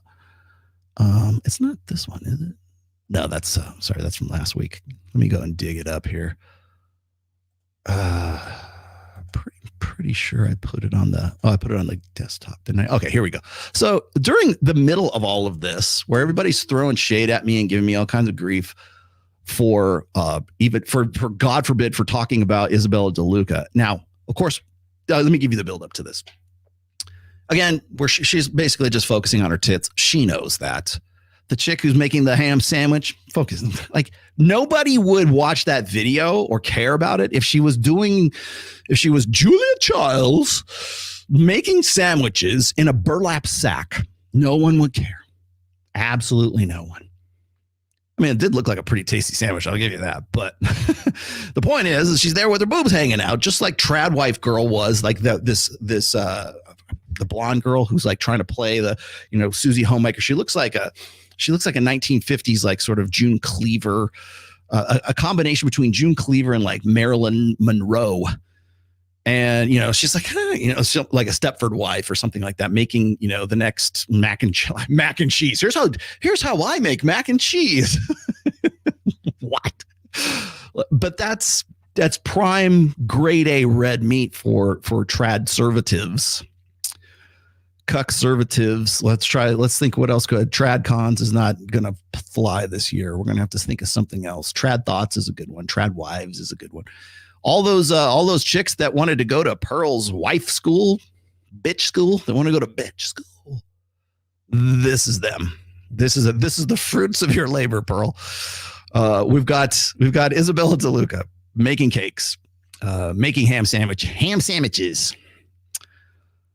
And if you say anything, if you draw attention to it, you're doomed. You're fucked. And I will admit right now, I walked right into this big pile of shit. My bad. Sorry. I won't. It will not happen again. Trust me. It will not happen again. But I walked into this big pile of shit because it's a tar pit. There's no way out. So if I go and I say, this video is not about cake, it's about you guys, you conservative fuckwits, getting duped, getting thirst trapped by this chick who's LARPing to be this traditional conservative. By the way, Roger Stone, you too. You got hooked on this as well. You got trapped in the tar pit as well. Oh, they want to back her up and they throw shit at me because I'm the evil red. I'm that red pill guy, right? So I'm that evil red pill guy. And so now it's like, well, what do you have? She's wearing a shirt. There's nothing wrong with that. You have girls on your show on Access Vegas and they're not wearing anything. They're half naked. These are the same people, by the way, the women anyways, who just like last month or November, when Twitter sort of eased the terms of service for artistic nudity, these are the same girls who, and trust me, one of these girls is going to do this, but that just had like the black bar across their boobs and their cooter. And I'm literally a piece of like black foam core, not even like digitally in there. I mean, actually a piece of, to cover it up because it was artistic nudity. And then, so Twitch is now okay with that. The people who lost their minds over that are the same people that are now like, oh, bravo, cake girl, we love you. Same ones. And for me to go in there and call out that kind of hypocrisy or call out that kind of, it's not when we say it's hypocrisy, that call out that red meat is the cardinal sin. So what do you think is the comeback? Rolo is just, he's a hypocrite. He's talking about her tits. I'm not talking about her tits. In fact, I said, I'm all for tits, please. I love big boobs. Go for boobs in general. I love boobs. Go for it. Boobies. Yeah. Crucifix necklace. Okay. Maya, my muse, my red pill muse, Maya, she's got nice rack and she wears her little cross necklace all the time. Well, how come you don't have a problem with that with her? Because I know her and I know it's not a grift for her. And I know she's not there trying to make macaroni and cheese or, hot dogs on a, chili dogs or something like that. I know that she's not going to lean that way. She doesn't need to. But apparently DeLuca does. And a lot of other chicks have to as well. Ashley St. Clair. Who else? Trying to think. I'm sure probably Allie will probably lean that way. Allie from Real Femme Sapien, although maybe not. But because it's going to be something that's sort of like a profitable it's a new niche. And by the way, it's going to be a very short-term niche for 2024. So stick with it, ladies. But for me to go in there and talk about it, it becomes about the tits. And so if I go in there, it's like Rolo he's just fixated on boobs. She's dressed conservatively. She's covered. I'm like, yeah, but the camera is like focused on her tits and not the cake. Doesn't matter. You're just you red pill guys are just sex obsessed. It's all about the sex. No, it's about me calling out a LARP, and you guys don't like me calling out the LARP, is what it is. And so then, of course, she wants to talk shit, or people want to say, "Oh, I'm being a hypocrite because I do Access Vegas with Mike." And you know what? I didn't say it was a bad thing. I'm just calling out the bullshit. And so was Andrew Wilson's wife, Rachel Wilson, was calling out the bullshit. Andrew Wilson himself calling out the bullshit. And you know where they went with her and with Andrew and anybody else who has anything critical to say about her? You're just sex obsessed. What would your daughter say? She wouldn't say anything because she knows exactly what I do and has known so since like 2016. I told my daughter about my books. I don't think I've ever told this story. I told my daughter about my books. In 2016, and I already had 2 books at that time. I had The Rational Male and I had Preventive Medicine were already published, and I was working on the third at that time because she had graduated from high school, and I thought, okay, she's graduated from high school, she's gonna have to know what Dad's doing right now, and so so I gave her the book. She read the first book. I don't know if she's read the second or anything like that, but I had to sort of have that sort of conversation with her and say, look, because these people are going to come at me, they're going to come at you. And she's had to deal with that since like 18 and still is dealing with that right now, to the point where she's been doxxed before. And here we go again.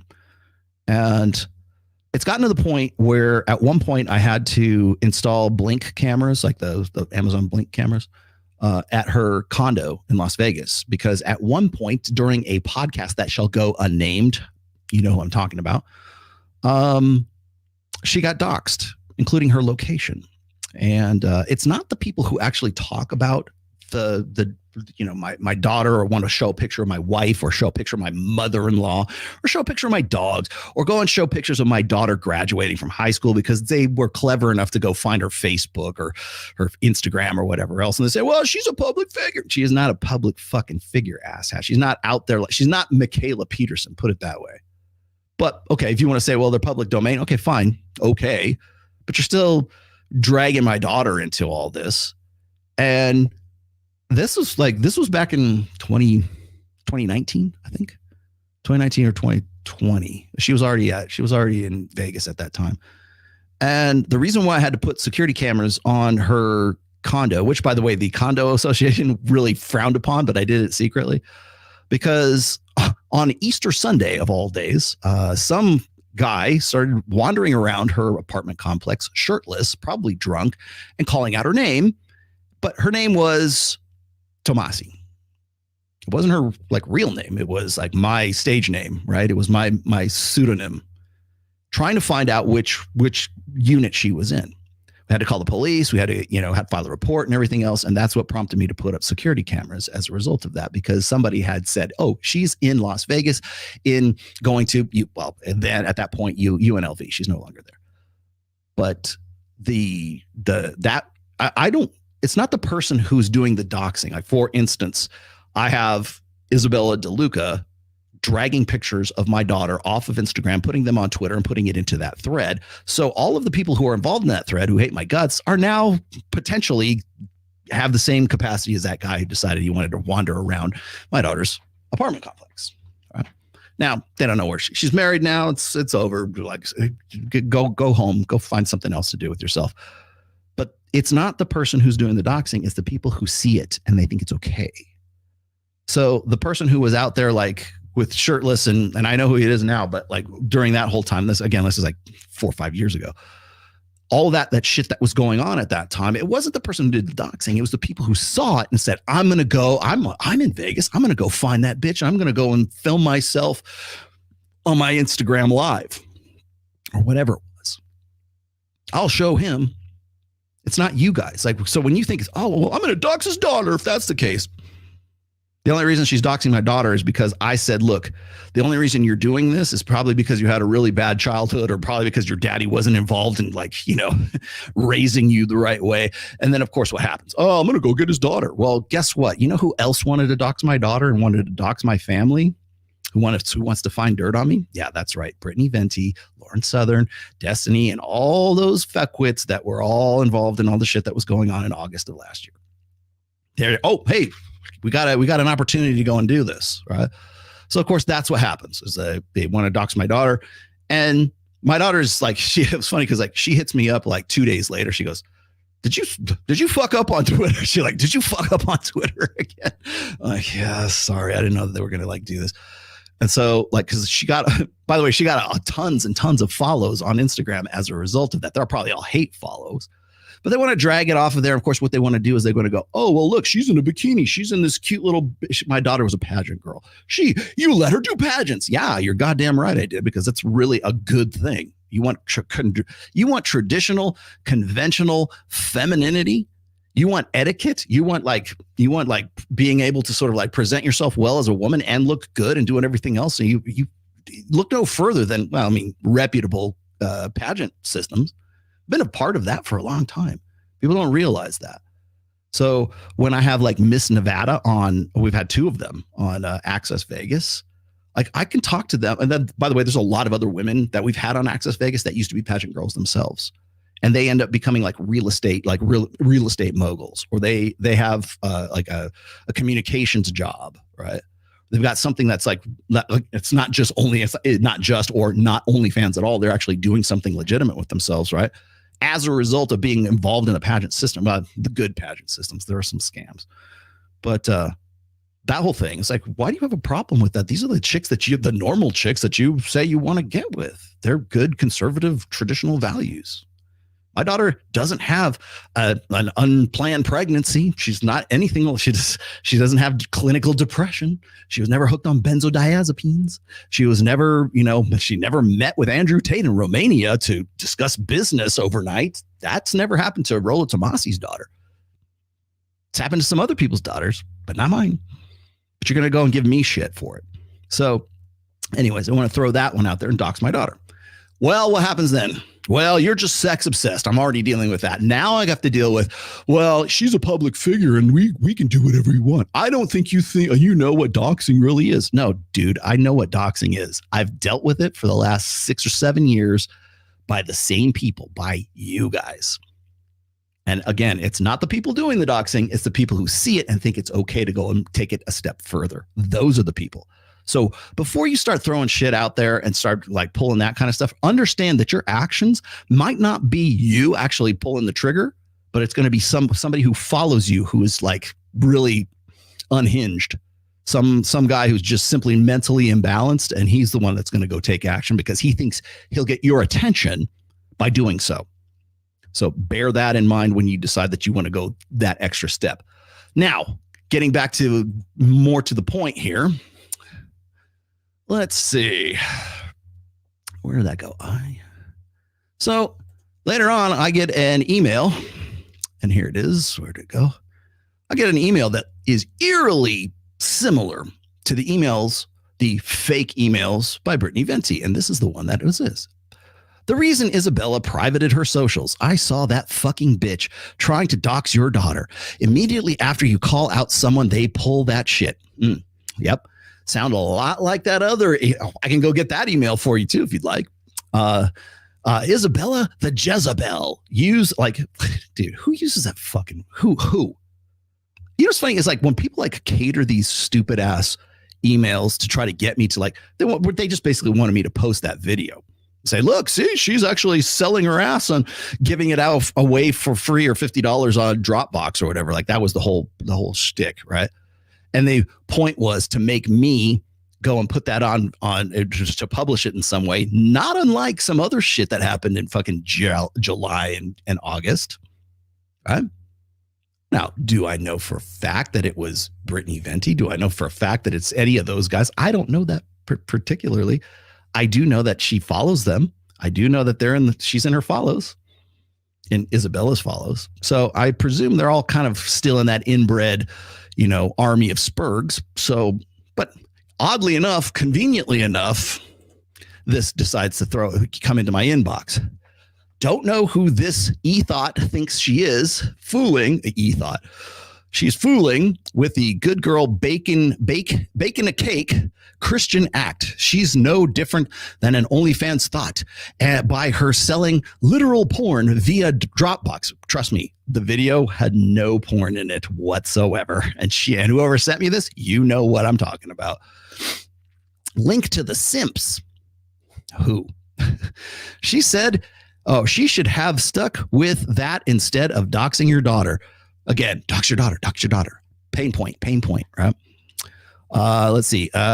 This dirty do nothing hoe. Fuck talks like this.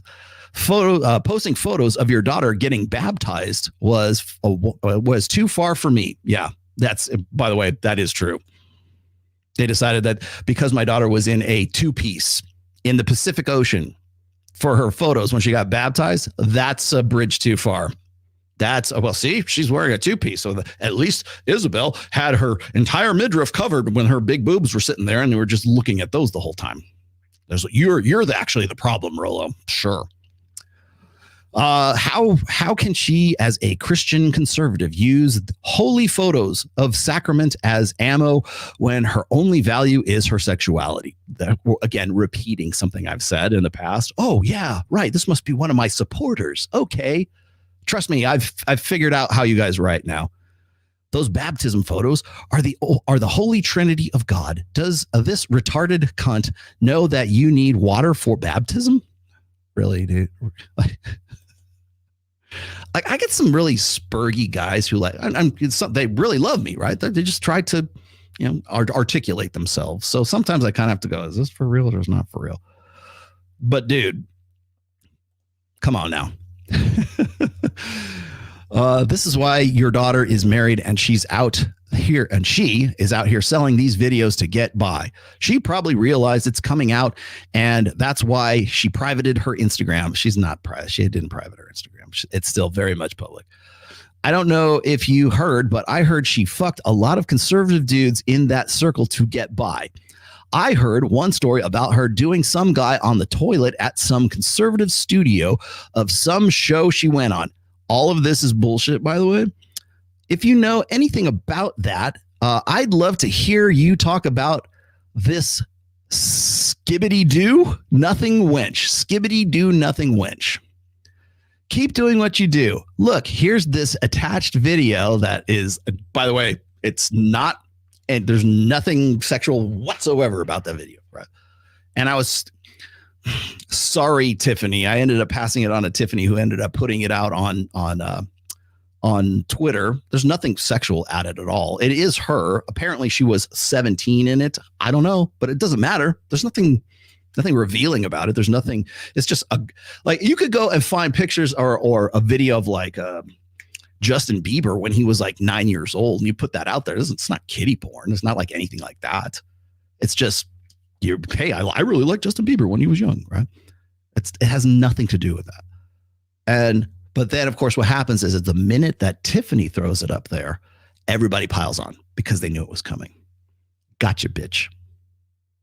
Gotcha. Trust me, I learned my lesson back in August. So just don't, you're not going to get me. But the very fact that you tried to get me tells me a lot more about Isabella DeLuca and a lot more about the people who follow her along. This is what they're capable of. They were capable of that bullshit in August. They're still capable of doing it now. All this wokesy shit. I love this, man. Like for every video that you'll see Ben Shapiro or Candace Owens or God knows whoever else complain about woke culture and cancel culture, they're going to cancel you. Cancel. Trust me, conservatives will use those tools just as quickly as wokesies will. Guaranteed. They if it serves their purposes, they will dox, they will cancel, they will do everything in their power to like get you to shut up. Well, guess what? I ain't shutting up. I might have walked into that bullshit with her. I might have stepped in that shit, not knowing, because there's no way to win it, right?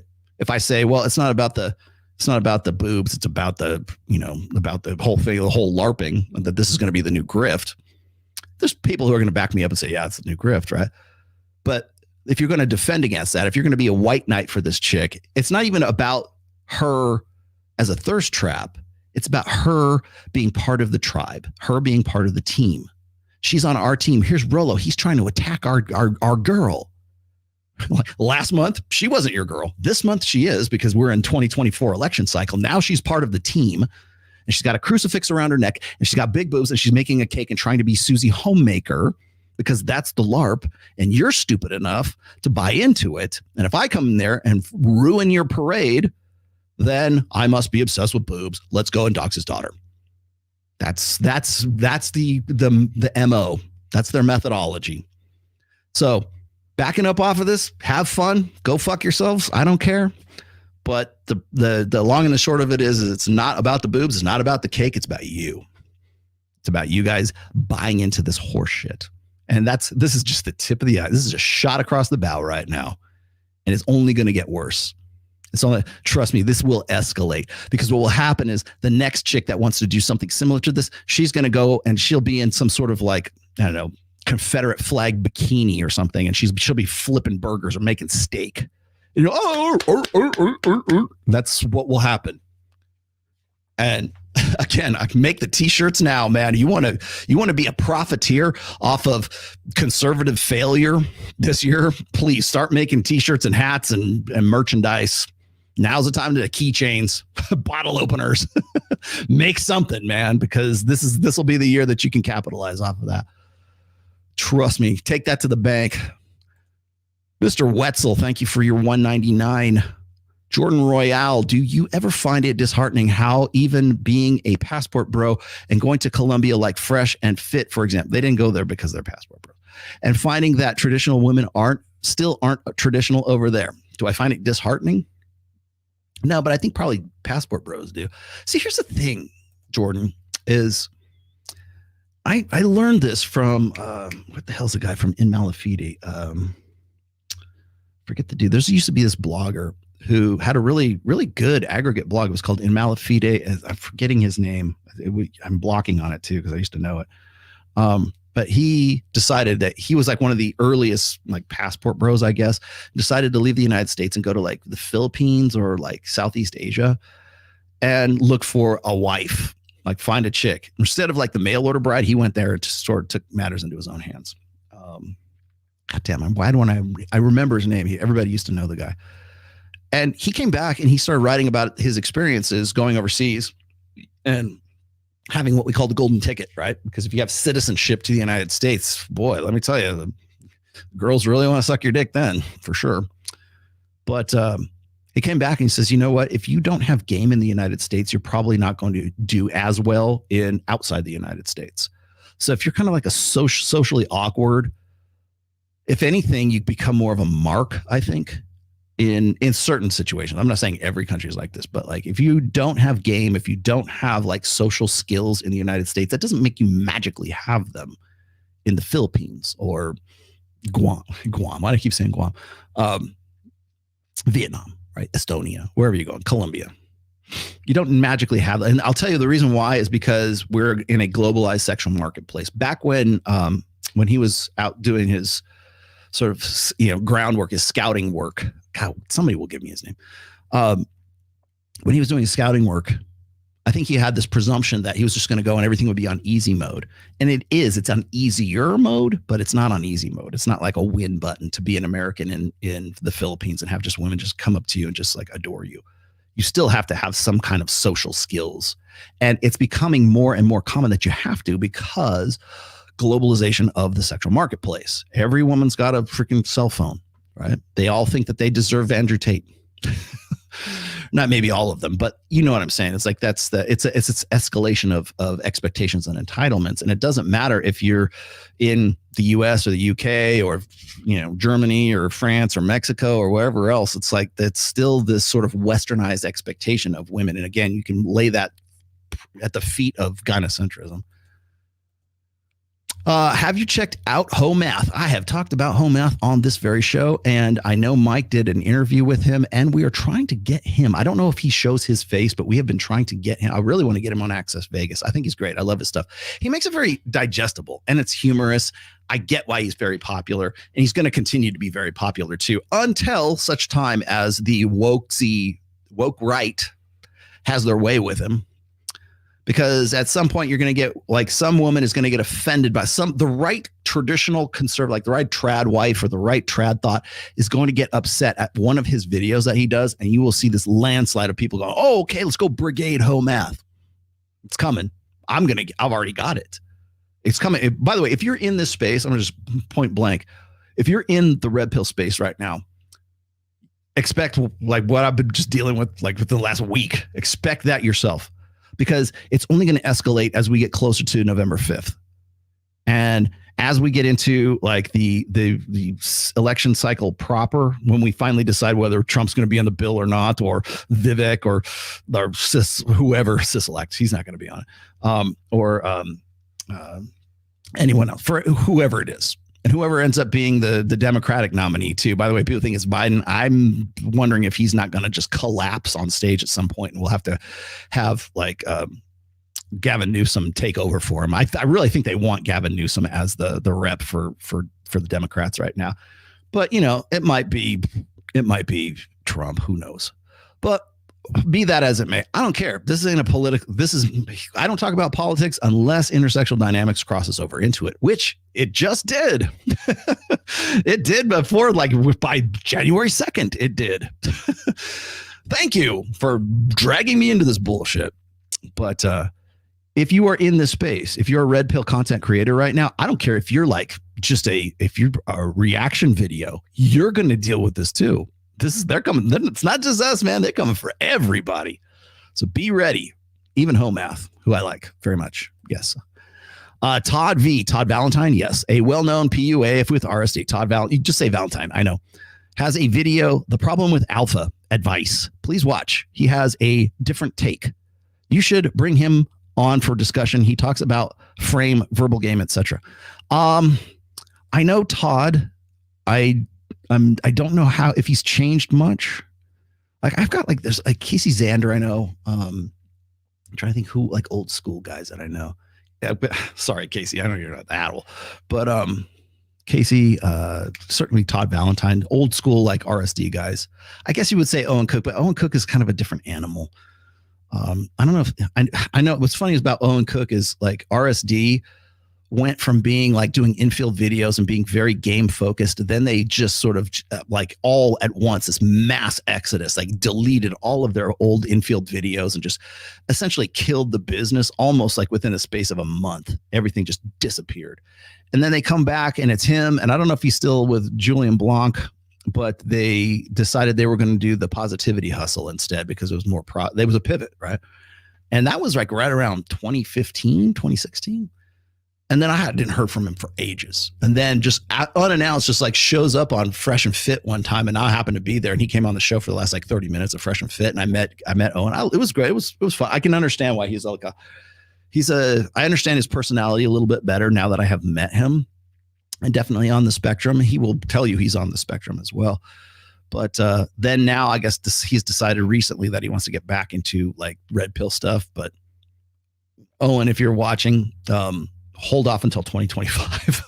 Come back, really, but wait, give it a year. But before let me take all the arrows to a knee. But yeah, I've always kind of liked Todd Valentine. Corey Wayne has basically like jumped the shark, of course. Another casualty, I think, of everybody pivoting out of the red pill space. And so what do they have to do? They have to hit the biggest guy on the block. Rich Cooper has sort of like, I don't say he's jumped the shark, but I think he's anti red pill, but not anti red pill. Not quite all the way out, but not quite all the way out. And I haven't talked to Rich in a long time. I don't have anything against, but everybody goes, oh, shots fired. I'm not shots fired. I don't care. Right. I know he's doing what he's doing. But you can't go and call it the Mana Swamp and talk shit about Fresh and Fit and whatever podcast and Access Vegas, like low key, passive aggressive. You can't talk about those things, those shows, and give them shit. And then like within a couple months, create your own panel show that's online and then Frank Castle, Jasmine Jafar off your show. I mean, like people notice. I'm just saying people notice. So really, I mean, just come back, come back, Rich. I love you. Please come back into the fold. Why is this even a thing? But you can't say I'm leaving the red pill. I'm leaving the manosphere. Joker from A Better Bachelor. I'm leaving the manosphere. Go look at his most recent videos. Who else? Ryan Stone did a whole like feature on this. Like he went and looked at the guys who like said that they're leaving. John Sonmez. I'm leaving the manosphere. All of his shit's red pill. Fuck the red pill. I'm out. All your other stuff is red pill. Mediocre tutorial reviews. I'm done with the manosphere. My time is over. Like look what he reacts to. He reacts to nothing but red pill videos. Like, dude, just stick with it, please. It's okay. I don't even care if you please come back. Destiny was on Saucecast. The title of the video for Saucecast was Destiny is done with the red pill story arc. No, no, you're not. You can't leave. You can never leave. Right there. You can never leave the red pill. You won't be leaving. Mark my words, that creator will be on Chrissy Mayer's show and will say your name. Oh, gosh, and I like Chrissy Mayer, too. It's kind of... Say my name. I really like Chrissy Mayer. I've talked to her before. I've met her in person. I think she's funny as hell. Like, and this is coming from me, too. Like, I don't think too many comedians are funny. She's actually pretty funny. But the fact that she, like, rubs elbows and gives Brittany Venti any kind of juice is just, what can I do? You'll learn sooner or later. People learn, like, tell you what's funny is like I can give people warnings all day long and say, hey, you know what? I'm not going to tell you how to run your podcast. I'm not going to tell you how to do your shows. Whatever. Do you, whatever. But if you're going to have like Pearl on, or you're going to have like somebody that I happen to have some sort of like beef with, Alex from Playing with Fire. If it's somebody,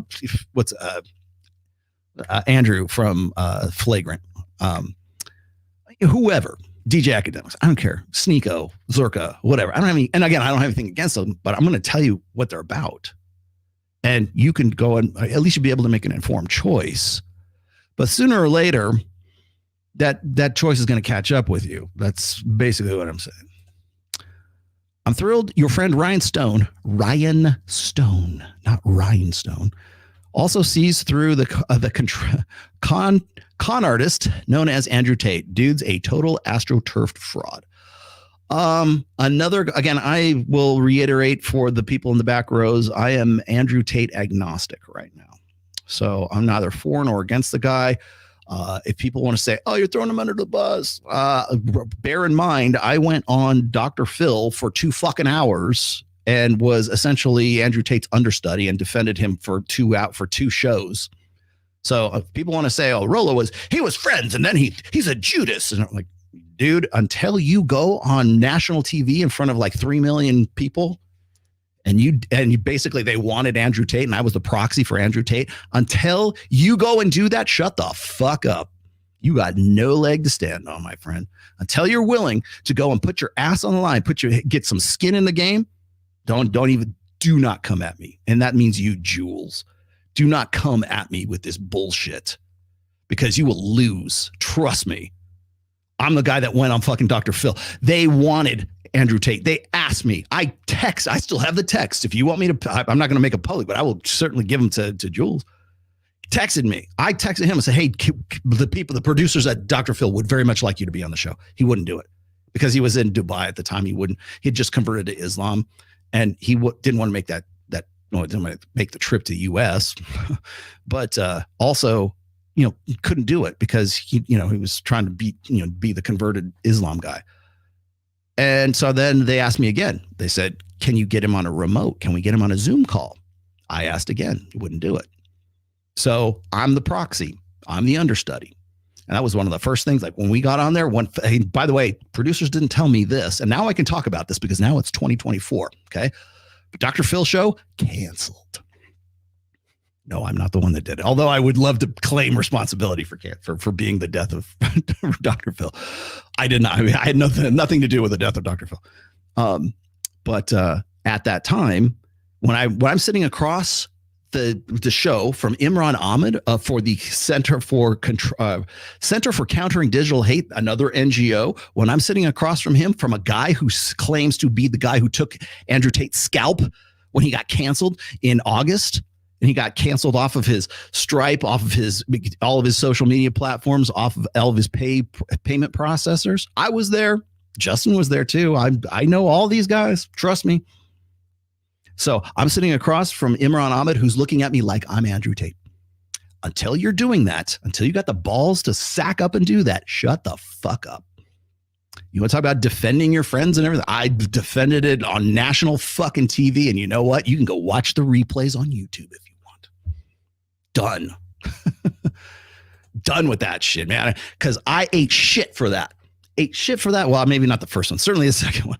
I ate shit for that for the longest time. And I couldn't talk about it because I had to sign an NDA on that whole thing. And now the show's canceled. So I'm off the hook. And now no one cares because it's a year later. I heard you talk about this in another stream. Can you please expand on how the movie Blue Valentine can inform about the red pill? I could probably do a whole video on that. I'd love to hear your analysis on that movie. My ex made me watch it. Your ex made you watch it. Really? I wonder what the hidden message in that was. Blue Valentine is like a warning movie. It's like what will happen to you if it's like, I talk about how like kill the beta before the beta kills you. That's your movie. Here are the decisions you will make as a sort of blue pill guy and I did it all for love.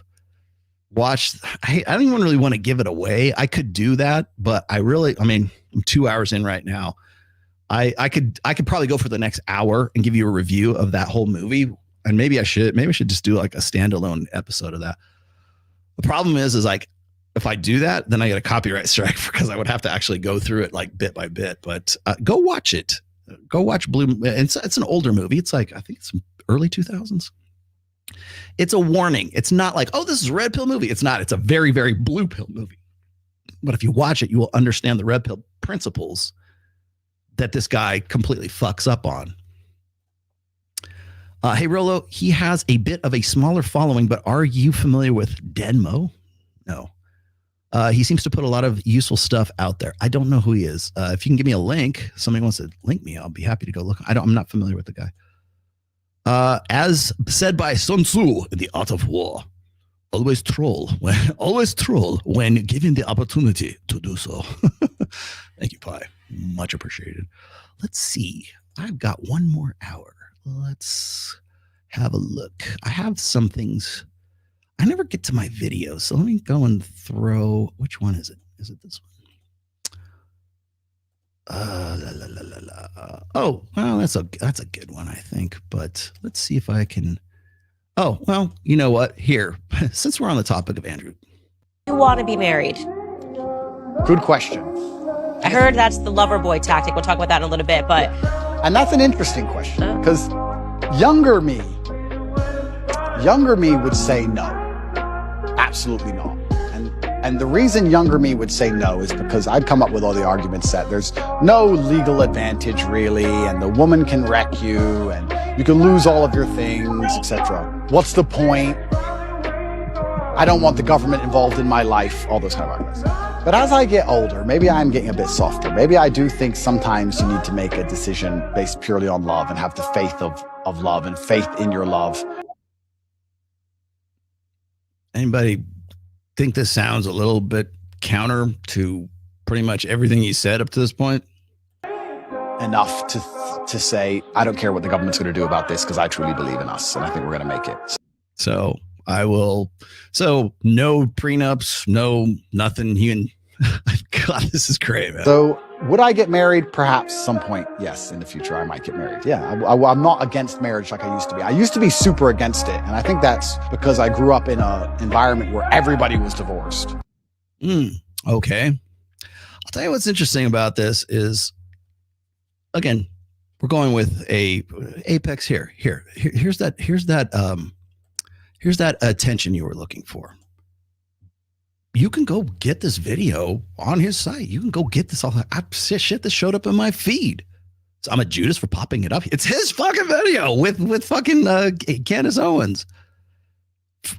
Does this not sound like a changed man? He's a changed man. He's matured. God, man. I tell you, the thing that's great about like being like the conservative grift, like it's so unfalsifiable, right? It's like there's no way you can lose and there's no way you can win. All right. So if I go and I start talking shit about DeLuca and cake tits, I can't win because they'll just make it about sex. Oh, you're just obsessed with sex. Look, you're a hypocrite. You go to Wet Republic bikini contest and hang out with jet screaming hootie queens. Yeah, but that's not what the point was. Well, it doesn't matter because that's all you're about. Okay, fine. But if I were to say, you know what, I've decided to convert to Eastern Orthodox Christianity. I'm going to grow my beard out like Roosh, and I've decided to delete all of my books off of Amazon, and that's it for me. See you guys. Thanks. I've decided to change my life. How many people would buy that?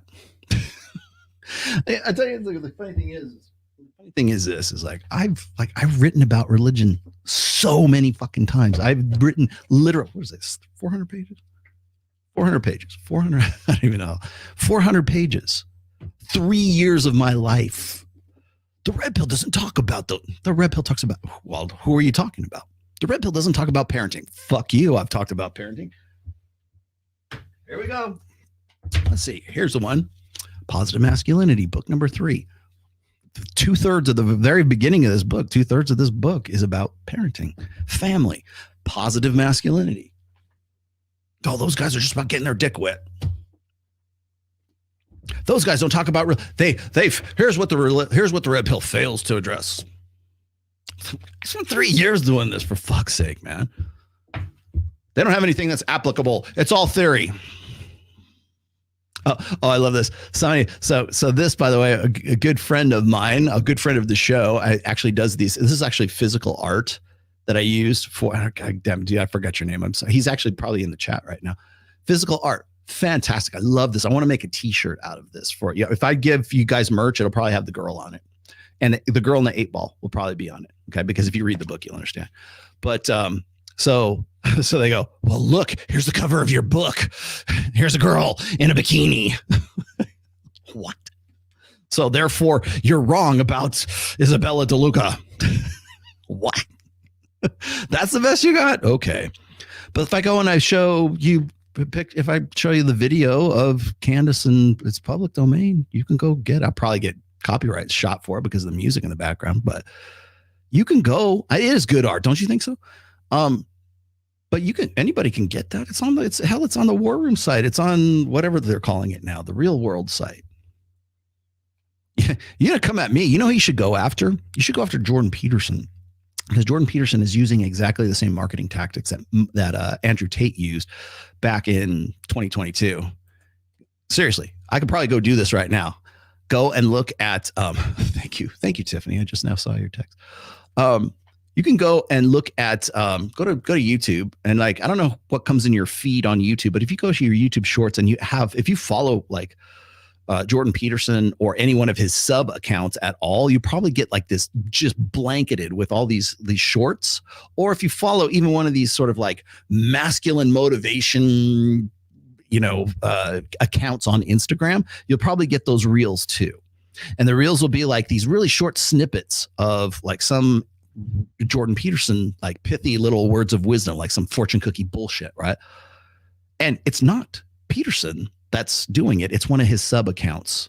And I don't know if it's like a very similar situation to like how Andrew Tate had like his affiliate accounts, which by the way, great marketing. But I think it's very similar because I'm seeing these accounts right now on YouTube in particular, but they're sub accounts. It's like the wisdom of Peterson. It's not him. It's somebody who's basically taking clips of his shit and rebroadcasting it so that they can, like, I don't know if they get ad dollars or whatever for it, but it's very similar to the same marketing scheme that Andrew Tate had back in 2022. He's doing exactly the same thing. And then in the meantime, he talks shit about who? Our hero, Andrew Tate, right? Where'd it go? Oh, God damn it.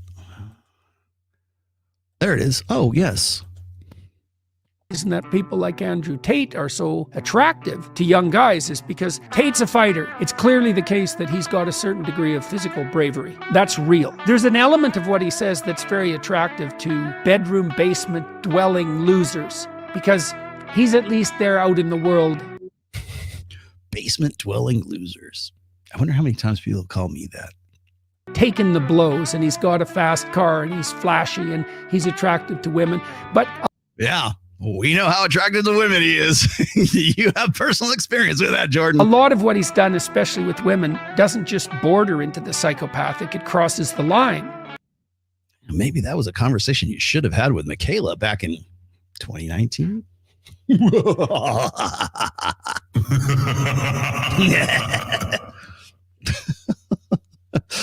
Yeah, I would. Oh, sorry about that. I know. Sorry. Maybe I misread you, Apex.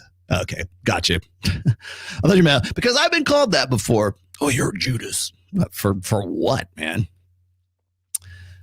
Where's George? There's George. Hey, man. Thank you. Oh, Jesus, Lord in heaven. Thank you very much for that very generous contribution, George. Oh, man. You say my name. All of these.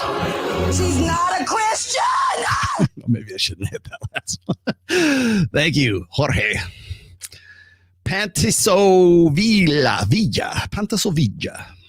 I'm probably butchering your name. Thank you very much for that. I appreciate it. All proceeds from this show go directly to Ned's medical bills, because I change his. By the way, every time I go get a bandage change, it's about $200 ride every time I do that. Depends on what they have to put on there. Anywhere between $150 $200 to do that.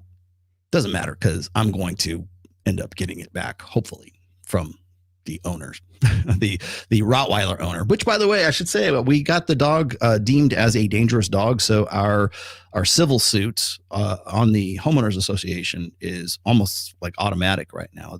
It'll be a settlement, but if I got half back of what I've put into this since October, yes, October is when the attack happened. I'll be happy, but thank you for that very much. If you want to make a contribution, please do. Thank you for your wisdom and guidance. You are welcome, my friend. Thank you for your $2. So yeah. You got Jordan Peterson. Now, do you really want me to show the pictures of Michaela in Romania? Oh, he's bordering on the psychopathic. You need to talk to your daughter. Talk to your daughter. Yeah. Yeah, she's got a new baby too. And by the way, congratulations. I already said, naming him George. That was awesome. I can't think of a better name to name your son.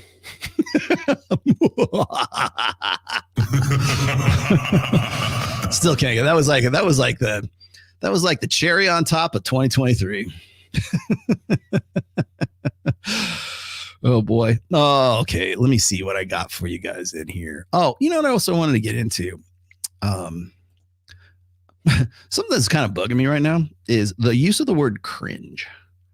Like I see this it's so totally overused right now. Oh, that's cringe. It's like so Zoomer too. It's like people want to use cringe. Oh, cringe. You use the word cringe. People are supposed to they're supposed to, there's your screen cap for the show. Cringe. Use that for your av now. Because if you use the word cringe, it almost inspires you to actually cringe, right? If somebody says, "Hey man," and it's part of you do this. If you ever watch dialogue of a movie or something like that, and it says, "Hey man, just take a deep breath," you go, you actually take a deep breath. It's one of those words that sort of inspires you to sort of, but I think it's way overused and it's basically a shaming tactic. So anytime you hear, I at this point, if somebody says, "Oh, that's so cringe," I know I'm dealing with a Twitch kid, a Zoomer Twitch kid. I think it's totally overused. About to hit the gym. Was wondering where your video was for writing stories in the red pill lens that you did with Aaron Clary. You said read Conan the Bar. Conan. Wait a minute. Conan. Yes, you should read Conan the Barbarian. Who's a really good? Gosh, I don't know if I can. Maybe I could say his name. I think I probably can. Oops, sorry. Let's see. Flush those out. Got it. So red pill fiction. I would say you need to go read stuff from prior to 1985. If you're, I don't know, it kind of depends on what kind of fiction you want to write or you want to read. The reason why I use Conan and Elric, which I think Michael Moorcock, those are two names I would bring up. But maybe Pulp Fiction fantasy of the late 60s, early 70s, barbarian stuff like Thundar the Barbarian. All the shit that He-Man was based on, but never really came to fruition. Conan. Trying to think. I know. Was Jeffro Johnson? Jeffro Johnson, Jeffro Johnson, has a book called Appendix N, and it is about all of the books that inspired Gary Gygax when he was doing Dungeons and Dragons back in the 70s, the original Dungeons and Dragons. A really great, brilliant read. It's called Appendix N, and it's by Jeffro Johnson. I highly recommend it. I was very entertained by it, and it inspired me to go and pick up some of the books that he reviews in there, because there is literally an Appendix N in the old school Dungeon Master's Guide, the very first edition Dungeon Master's Guide. And it was basically a reading list, read these books here. This is what inspired me to do this. And he does a review of all those books in his book, Appendix N. Really great read. Go check it out. I'll just leave it at that. Go read that. Let's see where I go. Let's see. What else do I have here? What do I have for your viewing pleasure today? Oh my God. I almost forgot. This is too good. Andrew Wilson. I would be remiss if I didn't get to this one, especially since we've been goofing on Not So Erudite this whole time. Not So Erudite was the girl complaining about her tits in the very beginning of this, of today's show. Where did I put it though? Oh, I'll come back to Jamie Lynn in a minute, but let's see. Oh no, that's Chris Williamson. This is Oh gosh. I kind of have to do this, but I got to turn the sound off for this because I know there's like a backing track that's going to get me in trouble here. Is that it or is this it? I thought I had it here. No, that was his. Okay. I'll just throw this one up here real quick. This is, I thought I had this other one. Hang on. Oh, let me see if I can find her.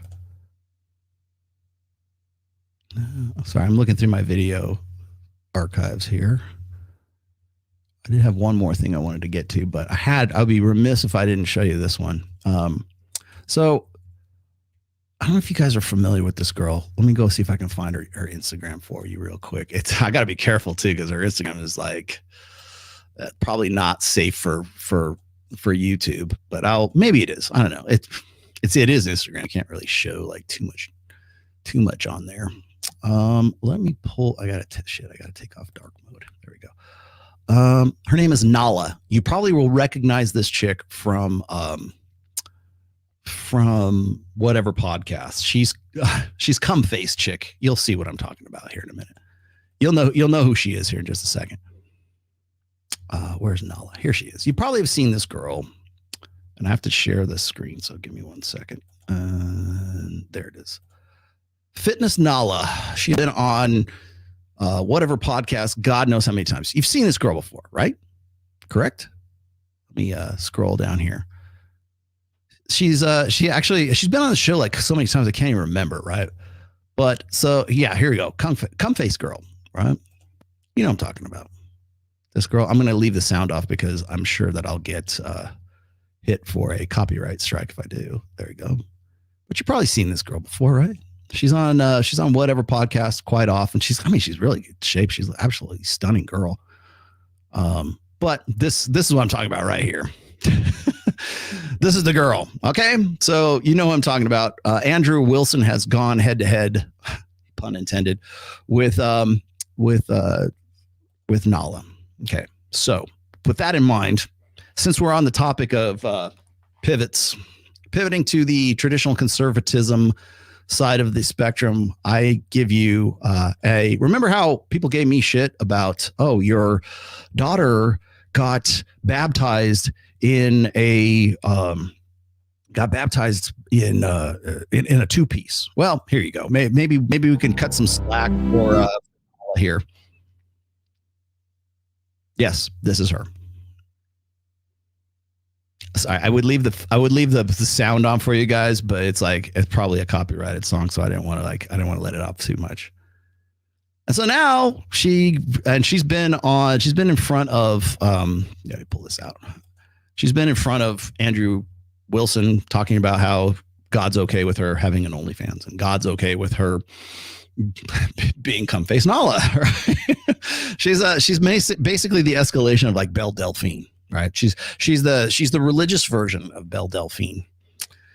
And if you didn't believe me before, please believe me now when I say that the grift is real and the fix is in, because that's where we're going in 2024. Cum face Nala. And last but not least, the reason I'm even bringing this up in the first place is, oh, Rollo just likes those girls. They say she doesn't look any different than the girls on Access Vegas. Yeah, but they're also not trying to sell you purity. At least not in that sense. Certainly not in that respect. So maybe Nala did it right. She just had a t-shirt and some shorts on, and maybe that's a little bit more, let's just say, more modesty. Right? She's modest, so she didn't wear a bikini to get dunked. But yeah, I'm surprised the water isn't boiling. Very funny. Bravo. You know what? Here, you get one of these. That was too good. Off topic. Okay. 3 favorite bands plus movies. Want to make some metal inspired merch for you. Really?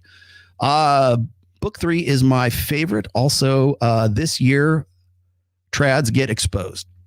Yeah, and you know what else? You're gonna pay the price for trads get exposed. I agree with you, but it comes with a price. Walsh getting the red pill is right on schedule. I don't think he's red pill. I think he's just conveniently talking about stuff that he really doesn't have any real knowledge about. But I think he's just, it's content to him. Don't think that for a second that like Matt Walsh is suddenly one of us. He is not one of us. Trust me. And will gladly, easily, fluidly pivot back to whatever else pays the bills, because that's what it's all about. They're not about any of this. None of these guys are about any of this. Maybe that's really a good place to go with this real quick. I'll answer your other off-topic questions here because I want to. But when I'm talking about, like, when I'm showing you Andrew Tate suddenly has a change of heart. Andrew Tate used to give me so much shit back in the day, like back when we were kind of like, not as like tight as we used to be, right? Or Ryan Stone, for that matter, or anybody else who used to be like sort of part of Rule Zero. They would give us all kinds of shit and say, "Oh, these guys don't have receipts. These guys don't know what they're talking about. Like, man, Rollo Tomassi don't get no hoes, man. Yeah, where's his receipts? He's a hypocrite. Blah blah blah." Well, I've always said I've been married since day one. Shit, I've written essays about it as far back as 2011. Just because you're ignorant of those essays doesn't necessarily mean that I'm not about it or I don't know what I'm talking about. I've always said I had a daughter. God knows she's been doxxed since 2016. People know I have a daughter. Okay. I've never had a secret love child. I never revealed my daughter or who she was. You guys are the ones that put, I don't think I have ever, other than her wedding picture, one wedding picture, I've never put a picture, I've never made public a picture of my wife or my daughter. People go, "Oh, you must be ashamed of them." No, I'm worried about them. I'm worried about fuckwits like you. That's why I'm concerned. So yeah, there's a reason why Batman has a secret identity. And it's not because he thinks he's a badass. It's because he's trying to protect the people he loves. Same thing. Why do you call yourself Rollo Tomassi? Well, now it's sort of just a pseudonym. But back in the day, it's like to protect my family and the people that I love and my fucking my livelihood from really, well, back then it was like more like feminists. Or actually, feminists did want to come after me back then. But that's why we use pseudonyms. Ryan Stone, that's not his real name.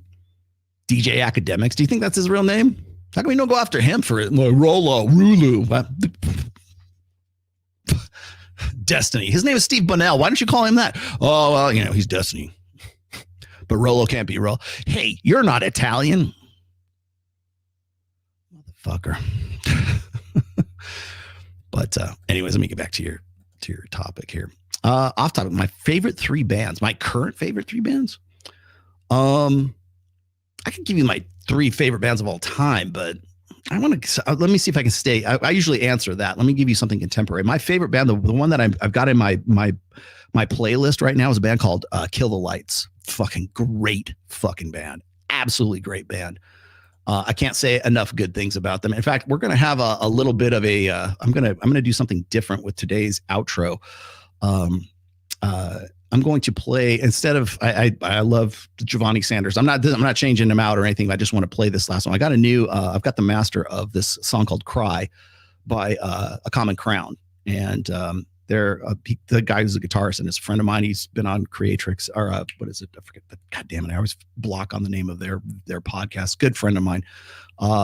But I'll end up putting it's not a released yet. This is like a pre-release. So you can't even get this song right now. He gave it to me and I liked it well enough. Like I'm going to play that on my outro. So I'll be playing that today. But as far as like my favorite three bands at the moment, what I'm listening to primarily is, I love Kill the Lights is great. Really great band. Very tight, very technical, but also like has a lot of good, like grinding mid-range crunch, like groove crunch. Love it. So I would say they're definitely on that list. Trying to think who else I've been listening to. Who else did I listen to recently? I got to look at, God damn it. Now you're going to make me go look at my playlist here, aren't you? Kill the Lights is definitely in my playlist at this point. Where's my Las Vegas playlist? Let's see. I have been listening to, let's see who else. Art of Dying. I always like Art of Dying. I like High on Fire. I've been listening to, but they're old. I've been re-listening to High on Fire for a while. I'm trying to think of new ones. Kill the Lights is really good. They would be my number one pick right now. There's another one called The Raven Age. I really like Raven Age. The album called Conspiracy. It's an older album. It's called Conspiracy. The Raven Age is really good. I listen to Giovanni Sanders, by the way, has some really great new shit too. Who else? Here you go. Here's an off one that maybe you guys don't know about. A band called Hypergiant. Hypergiant, there's a song called Sleep Inertia. It's a brand new one that I really, really dig on. Hypergiant, all one word, Hypergiant. Really good band. Who else? Oh, look, there's this other great band. It's called Trial of Ascension. You should probably listen to them. It's a really great track called Phoenix by Trial of Ascension and the Dominic, which is about Operation Dominic. Really great songwriter on that one too. Really great composer. It's fantastic band. You should really listen to Trial of Ascension. I love those guys. And then I have to also include Lich King because I love. If you want thrash, listen to Lich King. There you go. Those are my bands. That's your. I'm sticking by them. Gonna sell her baptism water for Sims. Yeah, it was funny. I was thinking about that too. Like, you're just gonna sell her for $39.99. Hey, found your video with Clary and pop culture. That's an old one. I also looked up the references you talked about. Thank you. Elric looks dope. Yeah, Elric of Melbourne. Old school, but really good. Michael Moorcock's stuff is really good. I know it's Moorcock. Oh, those guys are bad. He's not a fan. But Michael Moorcock's a great writer. You want to know where? If you want to know where The Witcher came from, the archetype for the character of The Witcher came from, go look up Elric. Yeah. That Rollo Tomasi guy's a nerd. You're right. You're goddamn right. Wait, hold on a second. You're goddamn right. Where are the Cheetos? There you go. Yeah, I'm definitely a nerd. Closet nerd. If you ever want to watch me like play Dungeons and Dragons, I'm the dungeon master for Masculine Geek. We usually do it at least once or twice a month on the Masculine Geek. Go check them out. Subscribe to that. Subscribe Vince's channel.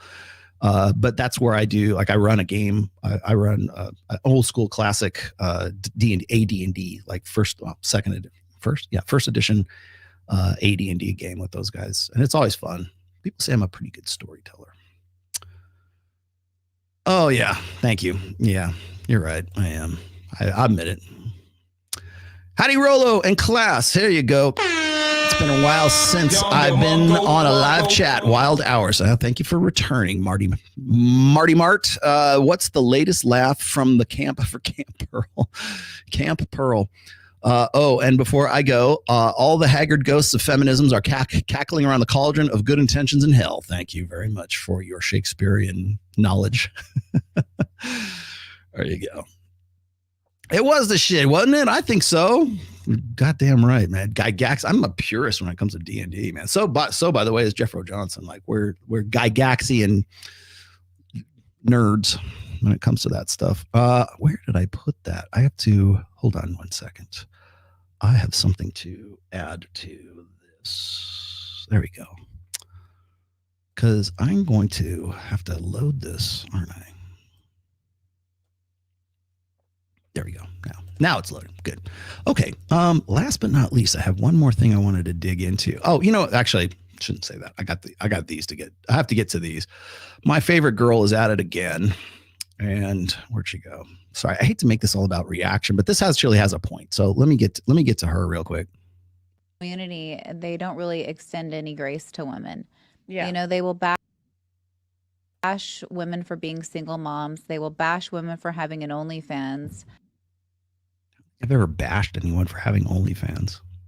Maybe she's not talking about me. I think probably maybe Myron and Fresh have bashed women for having OnlyFans. I think Myron and Fresh might have maybe that's the key, but I don't think myself or Mike has. And by the way, this is Jamie Lynn. Jamie Lynn has her new podcast. I'm buffing her out right here. She does this out of Sticky Paws, which is the same studio that we do Access Vegas in, right? She was on the very first show of Access Vegas. And they have a lot of empathy for, men that are incels. They have. Who's an incel? I love that. I love how it's like this just blanket statements, right? What's an incel? Can you tell me? Because I would really, because I don't know. I would love to have your Have definition. a lot of empathy for that, but then they don't have empathy for intimate partner violence. That's something that I never hear them talk about on the show. And that's a real thing. Like that's a huge thing. Do you know that that's the second highest way that women die? The first is heart disease. You know what's funny is this is exactly the same line that I got from Imran Ahmed over a year ago on the Dr. Phil show. Do you know the number one way that women die? Yeah, heart disease. Well, what's number two? Men. Do you know what the number one way men die? Other men. If we're going to get into sort of like the victim Olympics, if we're going to get into like who has it rougher, men die violent deaths way, way more than women do. So, but I'm sure there are battered women's shelters. We talk about this all the time on The View and God knows wherever else. Just because those red pill guys aren't talking about it doesn't mean that it's not important to them. It's that we talk about, on the job deaths, military deaths, violent crime deaths, being shot on the streets of Detroit or Chicago, Chirac. Why do those guys don't talk about it? Yeah, well, we have, but not as often as we talk about like guys getting, zeroed out in one way or another. We definitely talk about male suicide. God knows I've made a point to do that. I've got a full program coming up for that with Joe Moran. But because we didn't talk about the little ladies, we must have something. We must be sexist. We must be misogynists. God damn, you're going to make me do it, aren't you? Misogyny. You're going to make us be misogyny because we didn't address that? Well, that's because these shows aren't about you.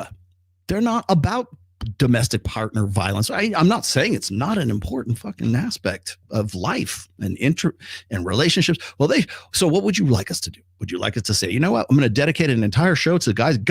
I'll just do it right now. Guys, don't beat your chicks. How's that? Don't be an asshat. Don't be a jerk. Don't be a fuckwit. Don't beat your girl. There, happy? Because that's really what else can you say? Would you like the statistics? I'll give you the statistics. Okay, fine. You want some advice? Don't beat your girlfriend. Don't beat your wife. Don't kick your dog. Don't beat your kids. Got it? Are we good? Good. Let's keep going. The second highest is intimate partner violence. And that's a woman dying, not a man dying. That's a woman dying. Yeah, because men are busy dying, let's see, and on the job, in the military, on the streets of Chicago, name it. Men die in droves. You want to talk about mortality rates? Men got you beat. Trust me on that one. Yeah. And that's a real, like, that's a, like, where is the empathy for, like, you want to talk about gender roles. The empathy is with other guys. That's where the empathy is. And by the way, you don't know what empathy is. There's a difference, but well, maybe she does. There's a difference between empathy and sympathy. There's actually a dictionary definition that is different. Sympathy, I can be sympathetic for you. If you break your arm, for example, like Ned broke his arm. I'm not a greyhound and I've never broken my arm. So I can be sympathetic with Ned breaking his arm. I can't be empathetic because A, I'm not a greyhound, and B, I've never broken my arm. I've broken my toe. I've had a broken foot before, but I've never broken an arm. And so I can't empathize with that because empathy means you share a common experience. You can empathize with somebody because the same shit has happened to you. You can sympathize with somebody, but that sympathy comes from being a caring, good, well-rounded, and emotionally stable individual. Doesn't necessarily mean that you empathize with that person. So let's get our definition straight. And I think she needs to really kind of remember this because she's supposed to be a psychologist too, I guess. I'm not really sure. Like everybody's a psychologist. Now I got Sadia, and now I got this girl. I'm happy to go on, happy to talk with you about this anytime you want, because again, it's just confident ignorance. They don't really empathize. Sympathize for sure. We can't possibly empathize because we're not chicks. You want to talk about, modern dating. Why aren't you talking about intimate partner violence? Okay. Like I said, don't beat your girlfriend. There you go. Talked about it. what do you want? Like, what more? Do you want a show dedicated to it? Because there's plenty of other shows that are dedicated to that. The reason why we have a problem with this is because it's not taking into account poor women. Women are wonderful. There is actually a psychological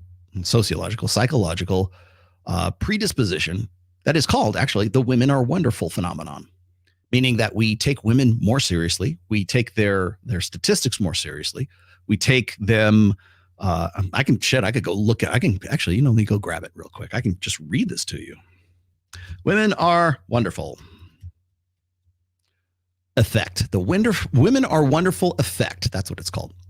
Oh, well, gosh, Google's really nice about this. Okay, the phrase was coined by Alice Eagly and Antonio Moldinici in 1994 after finding that both male and female participants tend to assign positive traits to women, with female participants showing far more pronounced bias. Positive traits were assigned to men by participants of both genders, but to a far lesser degree. This is the women are wonderful effect. I can go read it to you from Wikipedia if you'd like. The women are wonderful effect is the phenomenon found in psychology and sociological research. She should know this, right? Which suggests that people associate more positive attributes with women when compared to men. This bias reflects an emotional bias towards women as a general case. Okay, I already read the other part of that. The term was coined by researchers Alice Eagly and Antonio Mladinic, maybe that's it, in 1994 paper where they had questioned the widely held view that there was prejudice against women. They observed that much of the research had been inconclusive in showing a bias. They had found a positive bias towards women in their 1989 and 1991 studies, which involved questionnaires given to students in the United States. In 1989, 203 psychology students at Purdue were given a questionnaire in groups of 20 and asked, okay, remember, this is 1989, this is 203, in groups of 20 and asked to assess subjects of both genders, which showed a more favorable attitude towards women and female stereotypes. In 1991, 324 psychology students at Purdue were given a questionnaire in groups of 20 and asked to assess subjects of both genders. They evaluated the social categories of men and women relating to the traits and expectations of each gender through interviews, emotion associations, and free responses. Women were rated higher in attitudes and beliefs, but not emotions. There you go. Women are wonderful. You didn't even know that. You can learn. See, pod class. Women are wonderful effect. It's a psychological effect. So when I'm relating something, or somebody in the red pill is relating something, and especially if it's like about men, like, oh, these guys bash single mothers. I don't think anybody has really bashed single mothers. We tell men to avoid single mothers. In fact, we also, I don't even tell you guys to avoid single mothers. I say, you know what, if you want to date them, don't marry them. But, if that's your shtick, if that's your thing, go for it, right? But understand the dynamic and what leads up to sort of the mentality of the single mothers, and understand that there's going to be there's going to be a hesitancy for most guys to get involved with the single mother. That's what we talk about. And if we talk about that, it sounds like we're bashing women, because the language of empiricism always sounds like hate bashing to the language of emotionalism. So if I'm not like 100% sweet on saying, oh, we should all just, I know they've got it so rough and, partner violence and yada, yada, yada, then if I don't balance it out, if I don't say, hey, men, here's what you ought to do. Hey, men, I don't say ought to do, but here, men, here's the dynamic. Just me explaining that there's a sexual hesitancy for guys to want to get involved with single mothers. That sounds like bashing, because I didn't give some opposite. It's like a yin yang, right? I only gave the yin. I didn't give the yang. Well, nobody gives two flying fucks about the yin yang thing when we say men are dogs, men are pigs, men are only motivated by sex, men are only whatever. No one says, well, women are too. No one. And if they do, it's like through an effort of will. It's because it's not a default.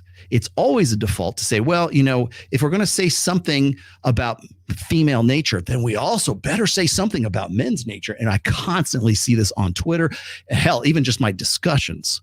I've been on podcasts where women will go, well, as a woman, Okay, but we weren't talking about women. We were talking about men right now.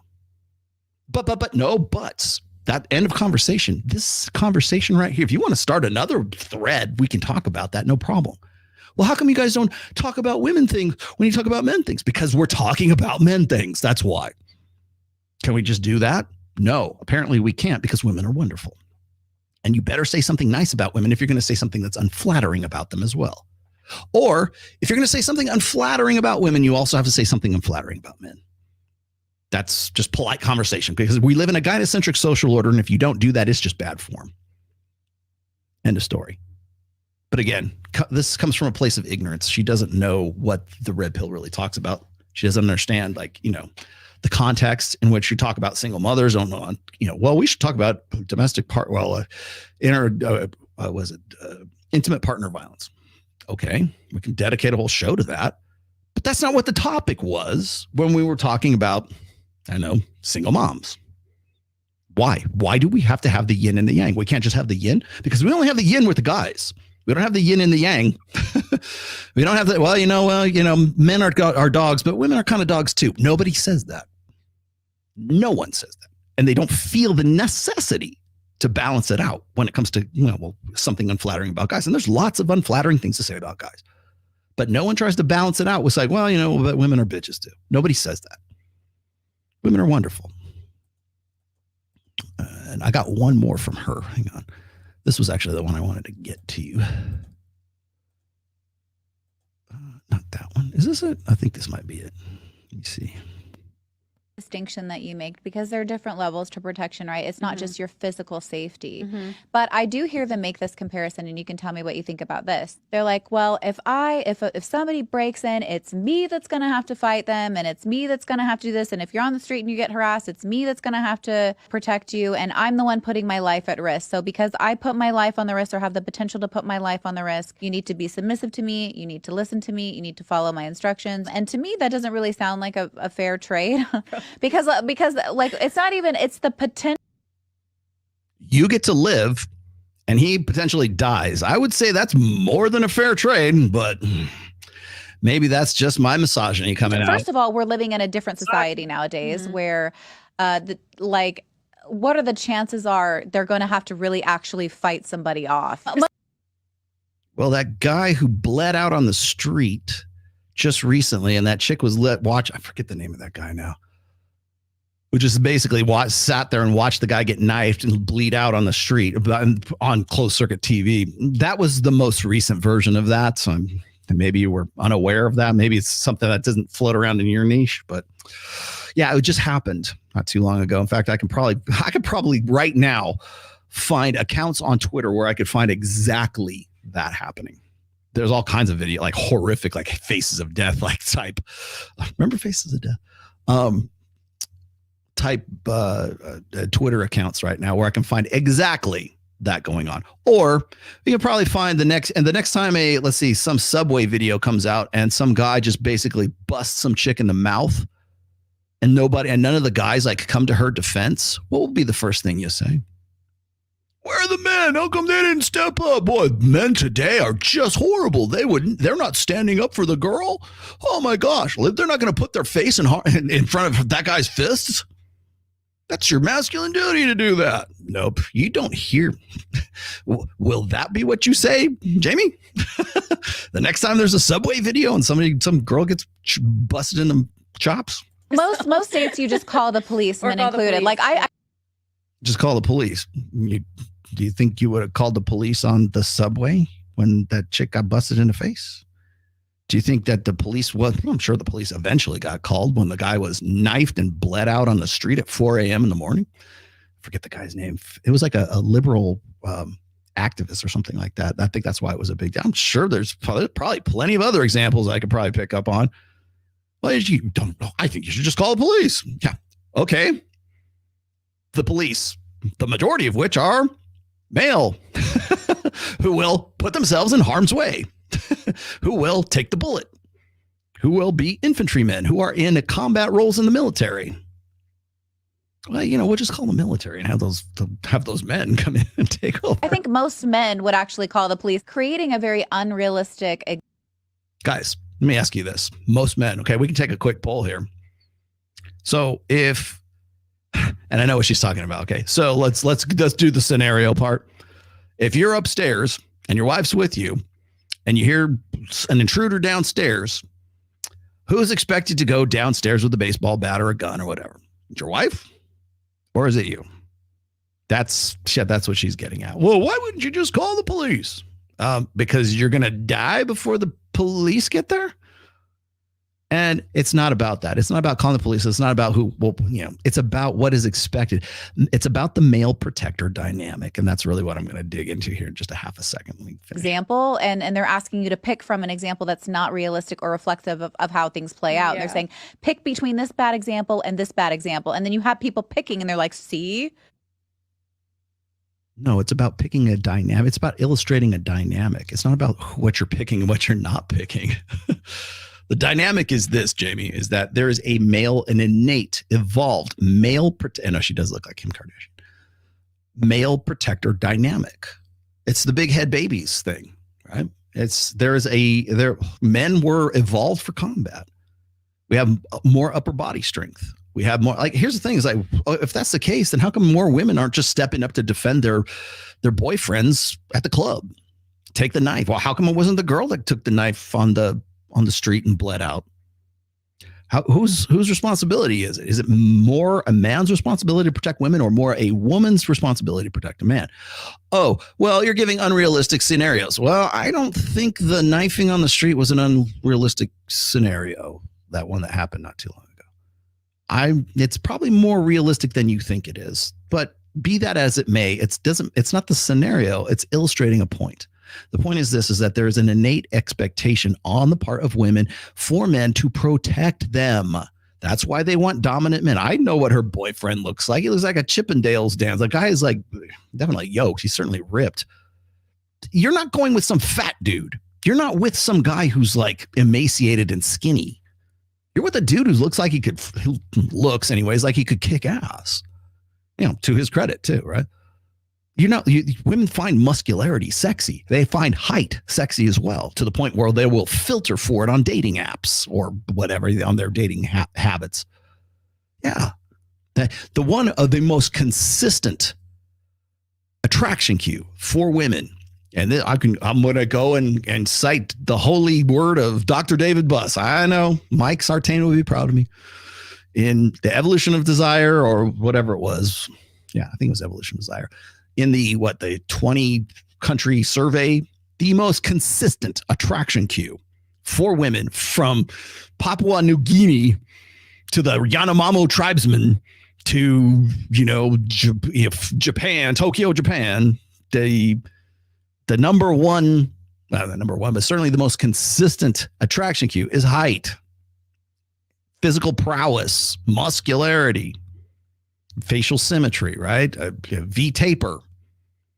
There's a reason for that. Why? Because women feel protected by a guy who's taller than them. They want the guy who can, what is it? Slit throats and change diapers in the same day. They want a guy who makes them feel protected, but that comes with the potential for violence.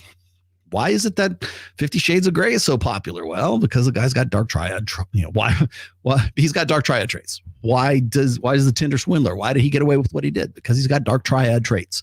Because he's an asshole. Why is it that why does hybristophilia manifest only in women? Because they want a guy who has the capacity to off another dude. That's why. And that's what you expect. Hell, I want a guy. God, thank God. My son-in-law is big enough to take care of himself and take care of my daughter, take care of my baby. Good. Because she got a guy that's taller than her and wider than her and just more muscular than her. Awesome. You know who I expect to defend my daughter if there comes down to a physical altercation? Him. And she does too. And pretty much everybody else does as well. I don't know why this is some sort of revelation. It's not. Protection. Yes, that's the illustration of this. Well, they pick these unrealistic scenarios to prove a point. Would you rather we picked a more realistic scenario? How about the guy who died on the street and bled out? That's definitely real. Definitely something that happened.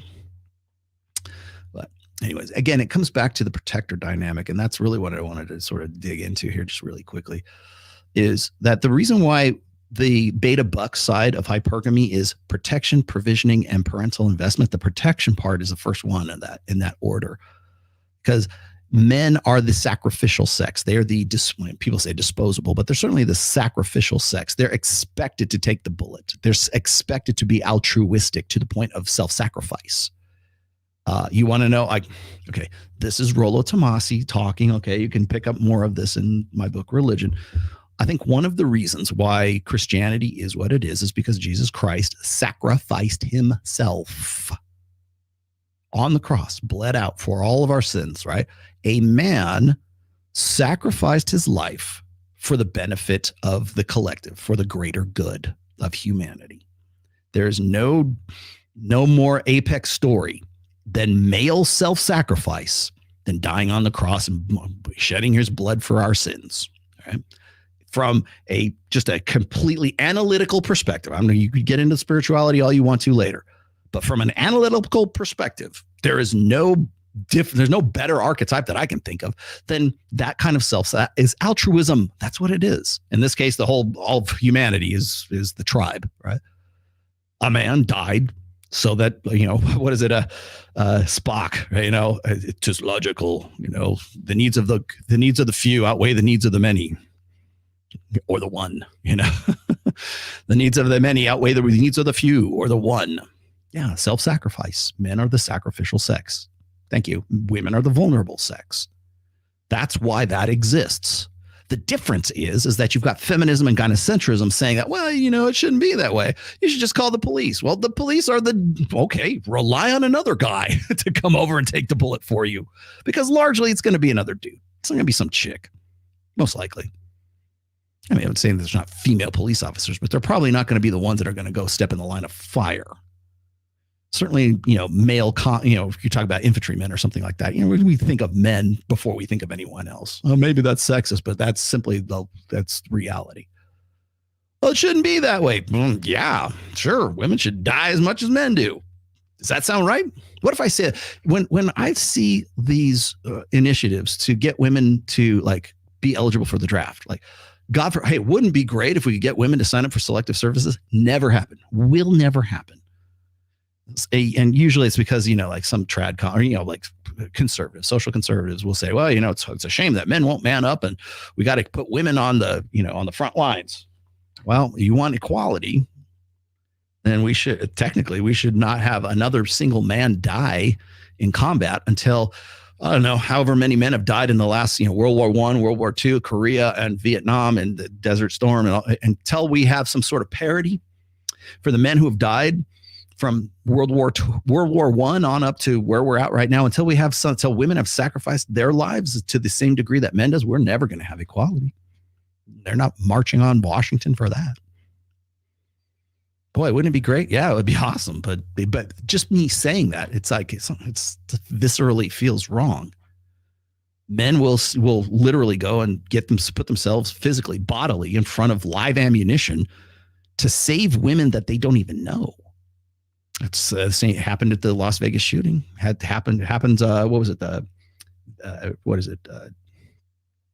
Something Holmes. I forget his first name. Holmes. The Aspen Theater shooting. Look at any of these mass shootings. You'll see incidences of guys putting themselves bodily in front of women that they don't even know. And it's just instinct.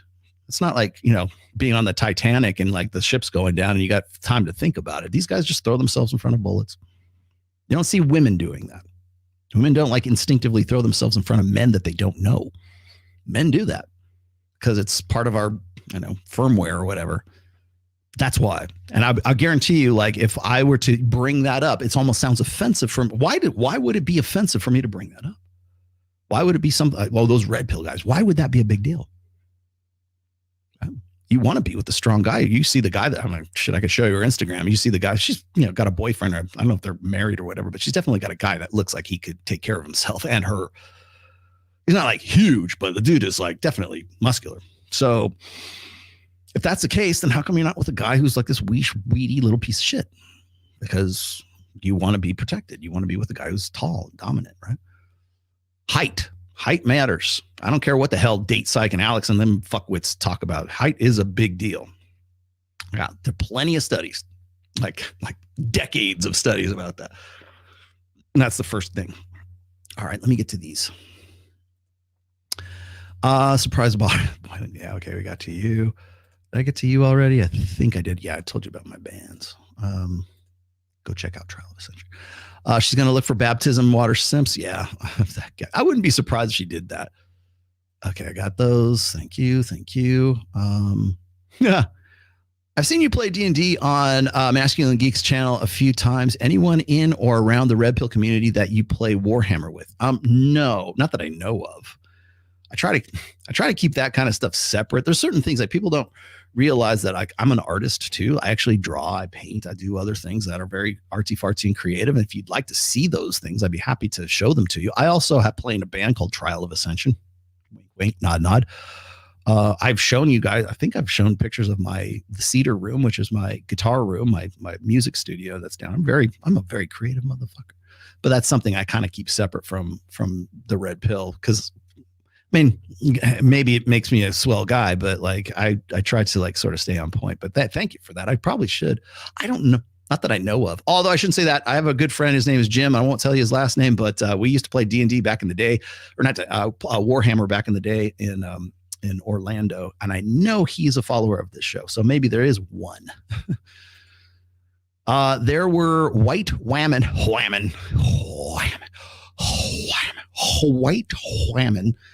at the George Floyd protest with signs saying "Don't kill black men." I love BBC. God, you guys got it good, man. I tell you, girls walk over hot coals when they like you and will do anything for attention. Yep. Attention is the coin of the realm in girl world, my friend. IPV is not in the top 10 cause of female deaths. Well, what is though? It's not in the top 10. Can somebody confirm that for me? I would love to see if that's like legit. It's not in the top 10.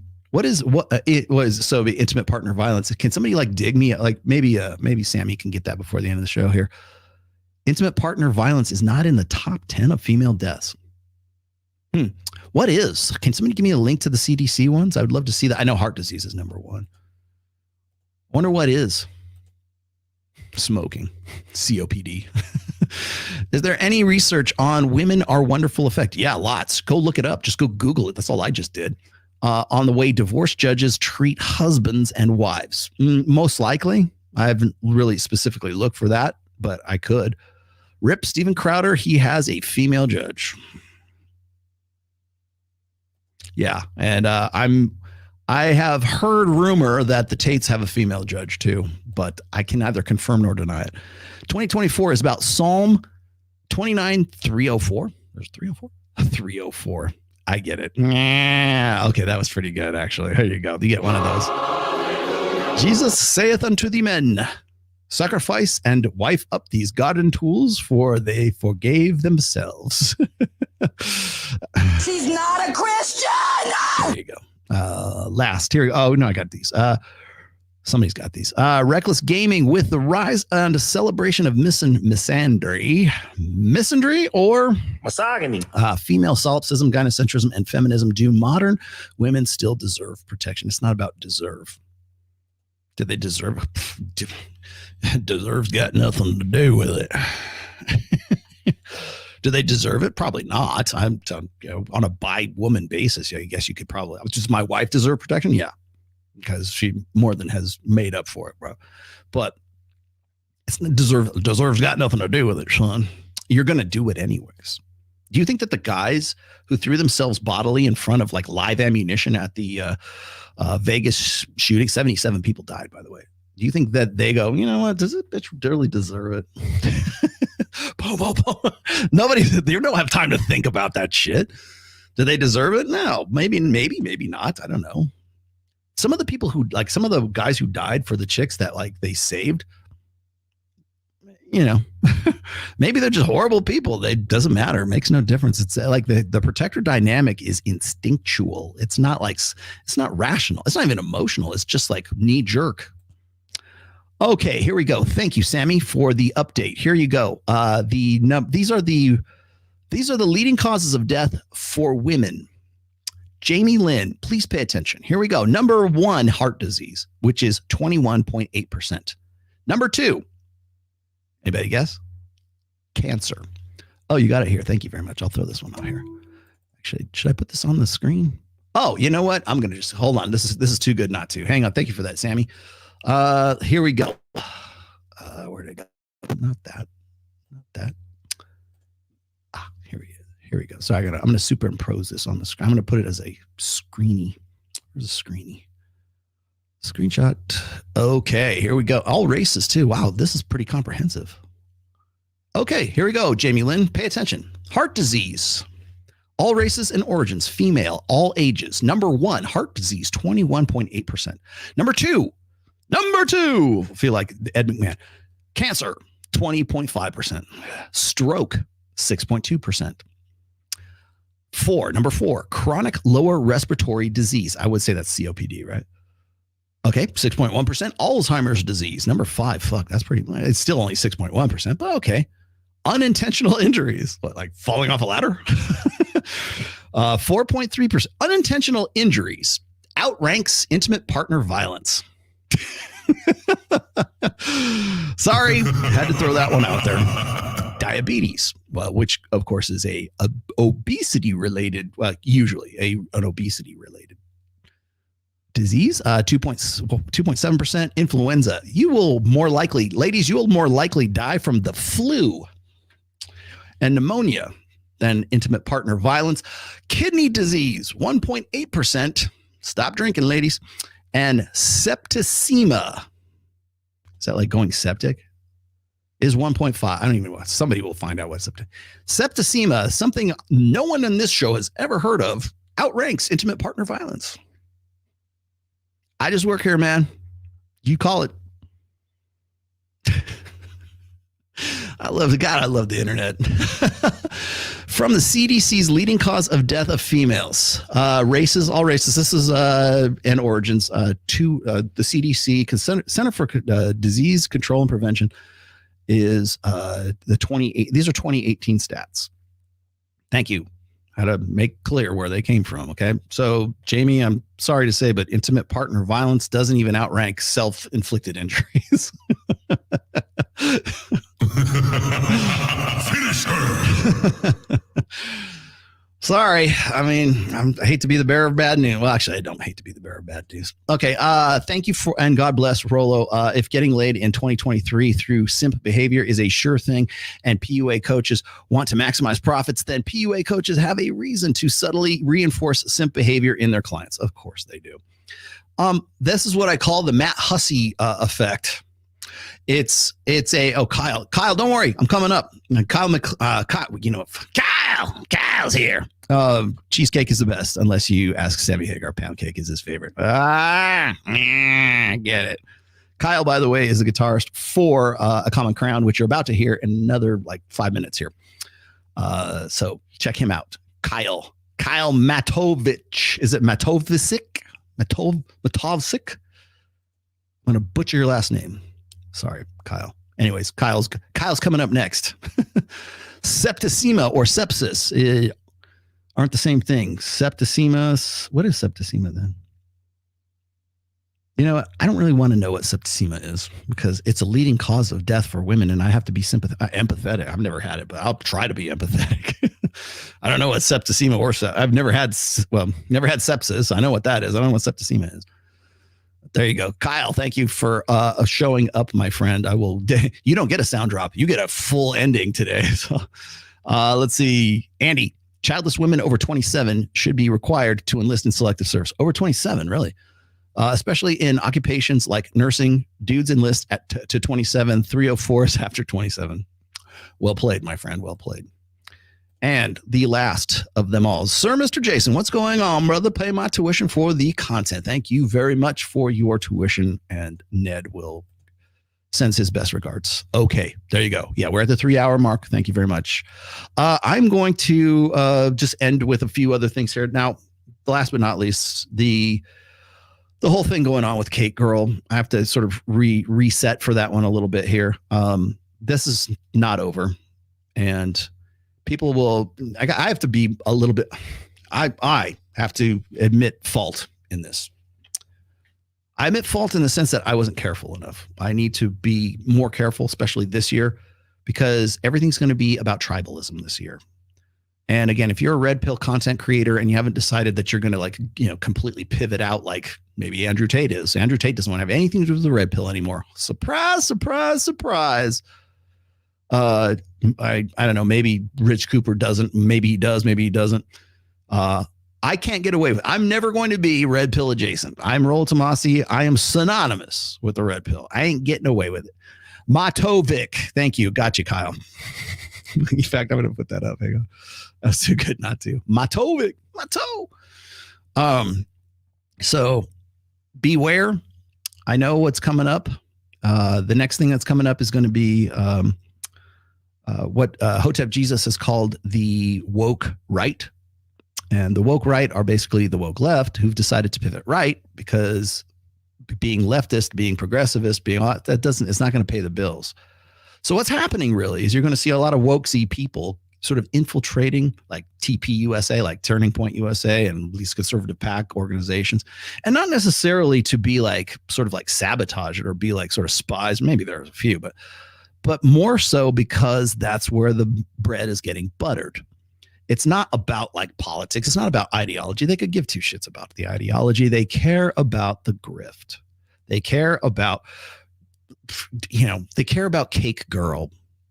And God forbid you like step in the cow patty that is TradWives or what's going to become TradWives. And I'm going to tell you here at the end here, one of the reasons, and this is me spitballing here one more time. One of the reasons I see this emphasis on incels, this emphasis on, incels are radical, but Rollo Tomassi and the Red Pill's radicalizing incels. They're going to take machine guns out and just shoot up the neighborhood, right? I think one of the reasons, that's one, the incel thing. That's why we have all these studies on top of other studies, bad data, corrupt data on top of other corrupt data. That's why we have this shit. Because we need a convenient boogeyman. We need somebody to wipe all the manosphere slime onto somebody else when shit doesn't go the way that we think it does. Because people will invest their egos into their ideology and their convictions, especially in an election year. So when things don't work out for them quite the way that they expected that they would, or maybe not as well as they wanted them to, they have to have somebody to wipe that shit off on. Guess who that's going to be?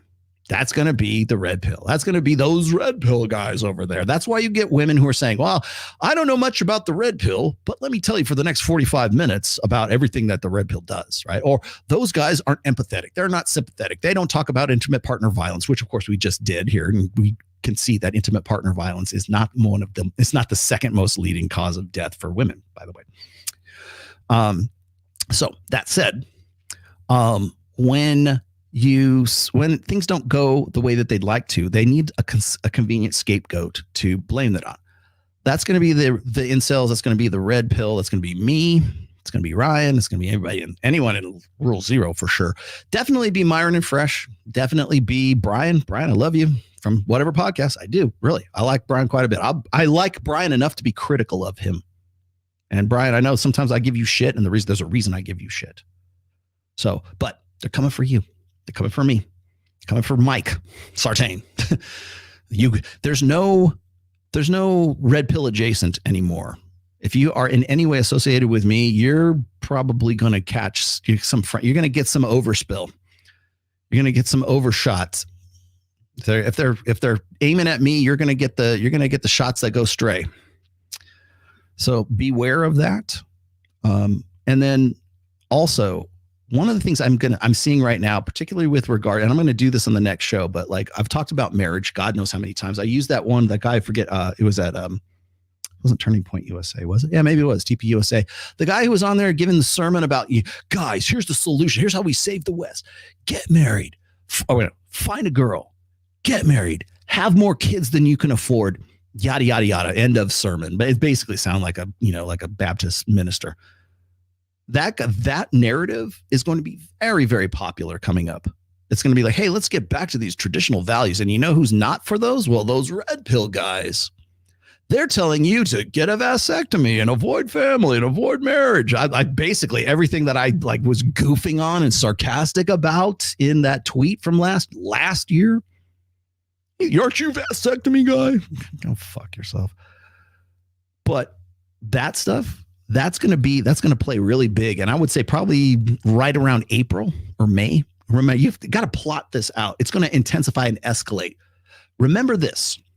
Remember what happened. And I remember this distinctly in 2020 because Rule Zero was going to do a live convention style thing in Las Vegas. And we started pitching it right around February of 2020. What happened in the middle of March of 2020? That's when C19 and that whole hysteria and that the C19 hysteria, that's when that started kicking off.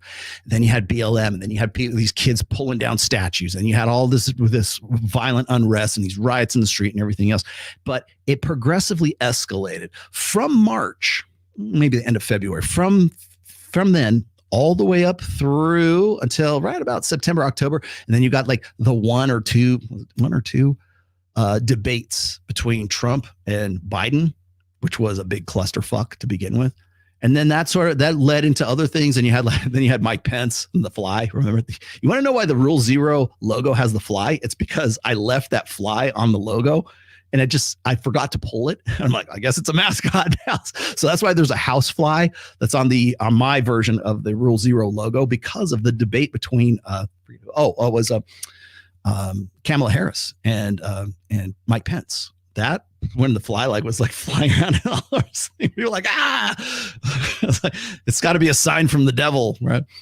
But you'll see it'll kind of get up to that point where God knows who's going to be. We don't even know right at this point. And then it will amplify and intensify right up until about November 5th, and all this shit. All this very, very important shit that we're talking about right now, all this, I'm going to remind you guys of this on, maybe I'll do a special show on either the week before or the Sunday after, right? But certainly after November 6th, I'll do a show. And I'm going to remind you of this fucking show right now. I'm going to go back and pull this show and pull clips of this show. I'm going to throw it out there. I'm going to say, this is what I was saying was going to happen. Here we go. Probably March. It'll start to pick up. It'll intensify and escalate through March, through the summer month. Well, certainly the summer months, but spring in through the summer. That's when it'll intensify and it'll get heavier and heavier and crazier until the debates. And then it'll simmer down for a bit. And then it'll go absolutely apeshit right up until November. And everybody's going to say, this is the election of our lifetime. If you're not out there. And I'm going to tell you this right now. If shit goes south for conservatives on this election, and by all indications now, it probably is. I can't say for sure, but I will say this. If they don't get what they want, if things don't change, they need a scapegoat as to why things didn't change. Now, one of the reasons why conservative women are so anti-red pill is because they think that guys like me are anti-marriage. Because what happens when conservatives get married? Women tend to vote with their husbands. They tend to vote more conservatively if they're with a conservative husband. So that's why you're getting this push right now for this pro-marriage. Just find any girl and get married. It doesn't matter. Go down to the courthouse and have more babies and more kids than you possibly can afford. Sounds like really good, nice Christian, conservative value stuff. We're getting back. We're having a big tent revival for marriage, right? I will guarantee you that if shit hits the fan and things don't go the way they want, they're going to say it's because those red pill motherfuckers were anti-marriage. And if more of you guys had manned up and got married and manned up and married those skanks, right? Thank you, Del Rock. That will be the one, at least one in part. That will be one of the reasons that they will give for here's the rationale as to why we lost, because the red pill guys are degenerate fucks, and they're part of the red pill. They're part of because red pill, of course, is synonymous with conservative politics. It's not, but that's what they will want you to think. And I guarantee you that will be the scapegoat, and that will be how they're going to wipe off failure. They will wipe off failure on the red pill. They will wipe off failure on these guys who are these degenerate fucks who want to tell you not to get married and go get a vasectomy. Take that to the fucking bank. Guaranteed. What do we got? Thank you for your work and explaining very well about the boogeyman. Red Pill Dynamics. Salute to you from the fishing village in Chile. Gosh, fishing village in Chile is almost as good as the hot guy in the foam cannon party in Cancun on spring break. People don't know what incest means anymore. Yeah, apparently they don't know what doxing means anymore too. Is 5'9.5" still good? Your average. Remember, the average height of men in the United States is 5'9". Still good if I'm in shape? Yes, stay in shape. I'm also pretty athletic. Will an athletic Instagram make you more attractive? Yeah, but don't ever do it. Don't go too crazy. Don't be like Jim Bro dude. Like I'm not saying that's not a good thing. It is, but like I think if you're just starting out, if you have an Instagram that is for the specific part, like what direction do you want to take your Instagram? I want to find a good looking chick. I want to date. There's ways to do that. Go look at Corey. What the hell's Corey's last name? Mike's guy, Corey. I forget his name. He's got a really good program on optimizing your Instagram. I'm playing Corey Correa, displaying my capacity for action. Thank you. Good. Well, yeah, it's good. I mean, again, there's no better form of peacocking than having a good physique. Ask me how I know. All right. Yeah. Corey, what the hell's Corey's last name? God damn it. He's really good at it too. The false narrative that is being promoted is X304 is being celibate till marriage. Oh yeah. I've almost forgot about that. What's her face? Celibacy chick. Can I grab that right quick? I wonder if I think I have her bookmarked. Celibacy girl. Celibacy girl, where are you? Oh, the Christian case for the red pill. Gosh, boy, that's another one that's just begging to happen. Here we go. I hope I can put this up there. Summer Rae being canceled for wanting celibacy. Oh, really? Why can I not grab this? There we go. Twitter now has this very annoying habit of giving you an extra window from within. Oh, there it is.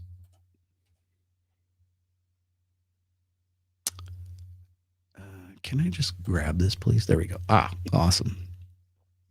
Here she is. Would you want to see this? I hope I don't get in trouble for this. I don't think I will. Pretty sure I won't. Okay, here we are at the end. Again, here's your celibacy shit. Okay, here we go. Let me see. I had this on tap. I wasn't even going to put this, but I guess I will now. Okay, so here's Summer Rae. Summer Rae. I have no idea who Summer Rae is. Sorry, maybe I'm old. There you go. There's Summer Rae for you. TradWives are, oh boy, people are already looking. Look how many people are on Twitter watching me. Hi, Twitter guys. All right, Summer Rae, I've fallen in love with celibacy. So if you want to date me, we're waiting till marriage. Of course, everybody jumps on board here. Okay. Men want a low body count. Women, okay. Men, nah, right? Okay. So here we go. What's wrong with this? This is great. Let's just be friends. Got that one. Let's see. Here's a big booty girl. This is shit that people put on, right? And remember, this is like 800 plus reactions to it. Celibacy kind of point since you ran through already. Of course, you're going to have this back and forth. I love all this stuff. Roasty, you're a roasty. There you go. God, these are great. Oh, throw the hot dog down the hall. There you go. All right, good enough. I don't want to get to it because there might be some like off color stuff in here, and I don't want to go too crazy with it. Yeah, there we go. I'm glad I stopped when I did. Anyways, you get the point. That whole thing. Well, don't you think that she's? I responded to this again. Stepped in it. Sorry. And like, don't you think that this is a good thing? You know, the power of Jesus Christ can cleanse the holy soul. I'm like, I don't have any doubt about your sincerity of your beliefs. I 100% on board with that too. Good for you. I don't question their sincerity.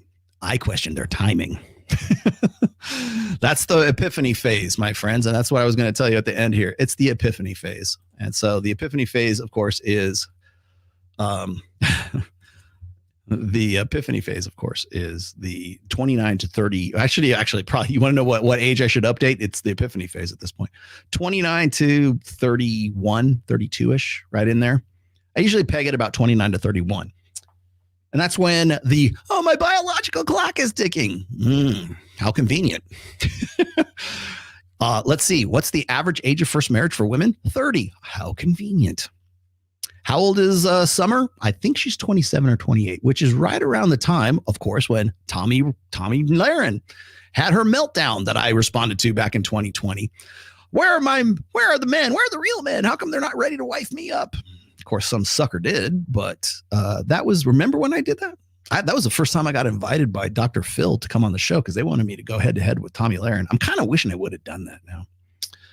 But so 28's when women start feeling the heat. 29, game on, man. You better grab a dude before the lights come on at the club. Stick the landing. That's basically what she wants to do. And so now you have women who want to be celibate. You want women who want to celibate. Why don't you just say, I'm going to make you wait for sex instead of like going like full celibacy? Because so I asked this, and this was my response. I retweeted this and I said, how many guys do you think Summer Rae made wait for sex up till now? 27, 28 years. 27. How many guys do you think that she made wait? Of course, everybody jumps on board and everybody wants to make me the asshole for just asking the question that she probably was less discerning between 18, 27, 28, 10-year span. Right on time. Rollo Tomasi done told you it was going to be like this. The epiphany phase, right? Oh, what is the epiphany? What are you talking about, Rollo Tomasi? Well, this is what I'm talking about right here. There you go. Epiphany phase. We're somewhere between 27. Oh, look, let's see. 26, 27. 27. I actually nailed it. 27 to 29-ish. Then they go through the transition right about there. This is really kind of like that whole thing is about the epiphany phase. I should probably shift these ages just a touch for that particular phase. There you go. So now I want to get right with God. You're going to do things right. You're going to treat me like a lady. I've turned a new leaf. I'm 29 years old, 27, whatever, 28 years old. I have turned a new leaf. I've decided to go back to church. I've got to get back into ministry. I got to, recover my roots and do things the right way. And that means you're going to I'm done having my fun. I had my fun. No fun for you. We're going to do things the right way. I need a guy who's going to be on top of his game. But here's my booty shot just in case. So you know that like I still want to fuck, but I'm celibate, right? That was what got me was the booty shot, right? Don't worry, I'm celibate. I'm going to do things the right way. I'm getting right with God. Here's my ass, just so we're still here, still waiting. You just got to be serious. You want this ass? You're going to have to be serious about it this time. So I asked the question, how many guys do you think she made wait? How many guys and again, this once again goes back to Iron Rule of Tomasi number 3. Anytime a woman says she's making you wait for sex, or she by her actions is implying that she's making you wait for sex, the sex is never worth the wait. That doesn't mean fuck anything on 3 legs, 2 legs. That doesn't mean be indiscriminate. That doesn't mean fuck anything. That's not a license for, casual indiscriminate sex. It is about desire. Genuine desire. And there's something that is mitigating that. Sex is about spontaneous combustion. Sex is about urgency. It is absolutely, if you're doing it right, it's not about comfort. It's about urgency. It's about anxiety. It's about uncertainty. That's what makes it hot, man. You want to know why when guys have, if you're about to break up with a chick, that makes fucking sex that much better, because it's like, oh, it might be the last time I'm banging this chick. Or the other way around even. Or makeup sex. You want to know why makeup sex results in more pregnancies than date night? Because that urgency comes back. You're making up. I'm sorry too. Let's fuck. Okay. Like we did when we were teenagers, whatever. That's where it comes from. But when you imply and you put the cart before the horse, the familiarity, the rapport, the comfort before the horse, it's like that sex is not the same kind of sex that you would have if there was urgency, spontaneity, and like genuine hot monkey desire for that partner. That's what that rule's about. But people want to make it about like hedonism. They want to make it about like just this wanton, like indiscriminate fucking. That's not what it's about. It's about genuine desire. And here is a very good example. Oh, I'm going to make you wait. This is even better. Like I've had guys who will say, "What, Rollo? I've been fucking this girl for the last 3 months, and now she says that she's got some sort of like, some guilt trip, or she says we can't fuck until I put a ring on it, but she fucked me before, and now she suddenly has found God, or she's like wants to do things the right way, and he feels bad, and he feel like she's guilt tripping him, right? She's got this sort of thing. It's like, but she's already fucked him before, but now she's taking the cookie away." Taking the bait away, which by the way, ladies, that doesn't work. But she's doing that. And the guys are confused. I go, that's because she wasn't making you wait for sex. You had sex with her and then you fucked her and it was good. And you were enjoying it for 3 months. She takes the cookie away. She takes the cheese out of the mouse trap. And you're like, what the fuck? Why won't you fuck? Like, where's the desire? Well, that's because there's something that is mitigating that right now. Exactly what I talk about in Iron Rule of Tomasi number 3. She's not having sex with you. She's making you wait. There's a reason she's making you wait. And that reason isn't because she's that much hotter for you. It's because there's some mitigating factor that will in some way affect the sex that you have later on. So you got guys who's like, well, I'm going to wait 3 months, 10 months. I'm going to marry her, whatever. I save myself for marriage. Great. That's awesome. I'm glad that's your conviction. But it's not going to be the same kind of sex that you would have had if she was like, I can't. Like it's like the Eddie Murphy skit. Like, would you rather be with a woman who says, make love to me, Eddie? Or I want to fuck the shit out of me, Eddie. You want fuck the shit out of you, girl. You don't want make love to me, girl. And at least when it comes to like, the urgency and the genuine desire when it comes to sex. But when you're broadcasting this on Twitter saying I'm celibate, but yet you're also cognitively dissonant in putting a picture of your ass on there, that sends mixed messages, Summer. So just pointing that out for you. Anyways, time to go. The dogs are giving me a stink eye or giving my wife a stink eye, and we got to get. So that is that. This is going to be, I'm going to play something different today. This is going to be a Common Crown. This is Kyle Matovic's band. It's really good. I dig on it. It's coming out soon. I think it's next week is when it drops. We'll play. I'm not giving up on Giovanni. I love him to death. He knows this too, but I really want to give. I really like this music really good. So I'm going to throw this as our outro. So please have a listen and follow his band. It's called A Common Crown, and my band for Trial of Ascension. We will have 2 EPs this year. So that's something else to look forward to. So anyways, check it out, and I will see you guys next Sunday.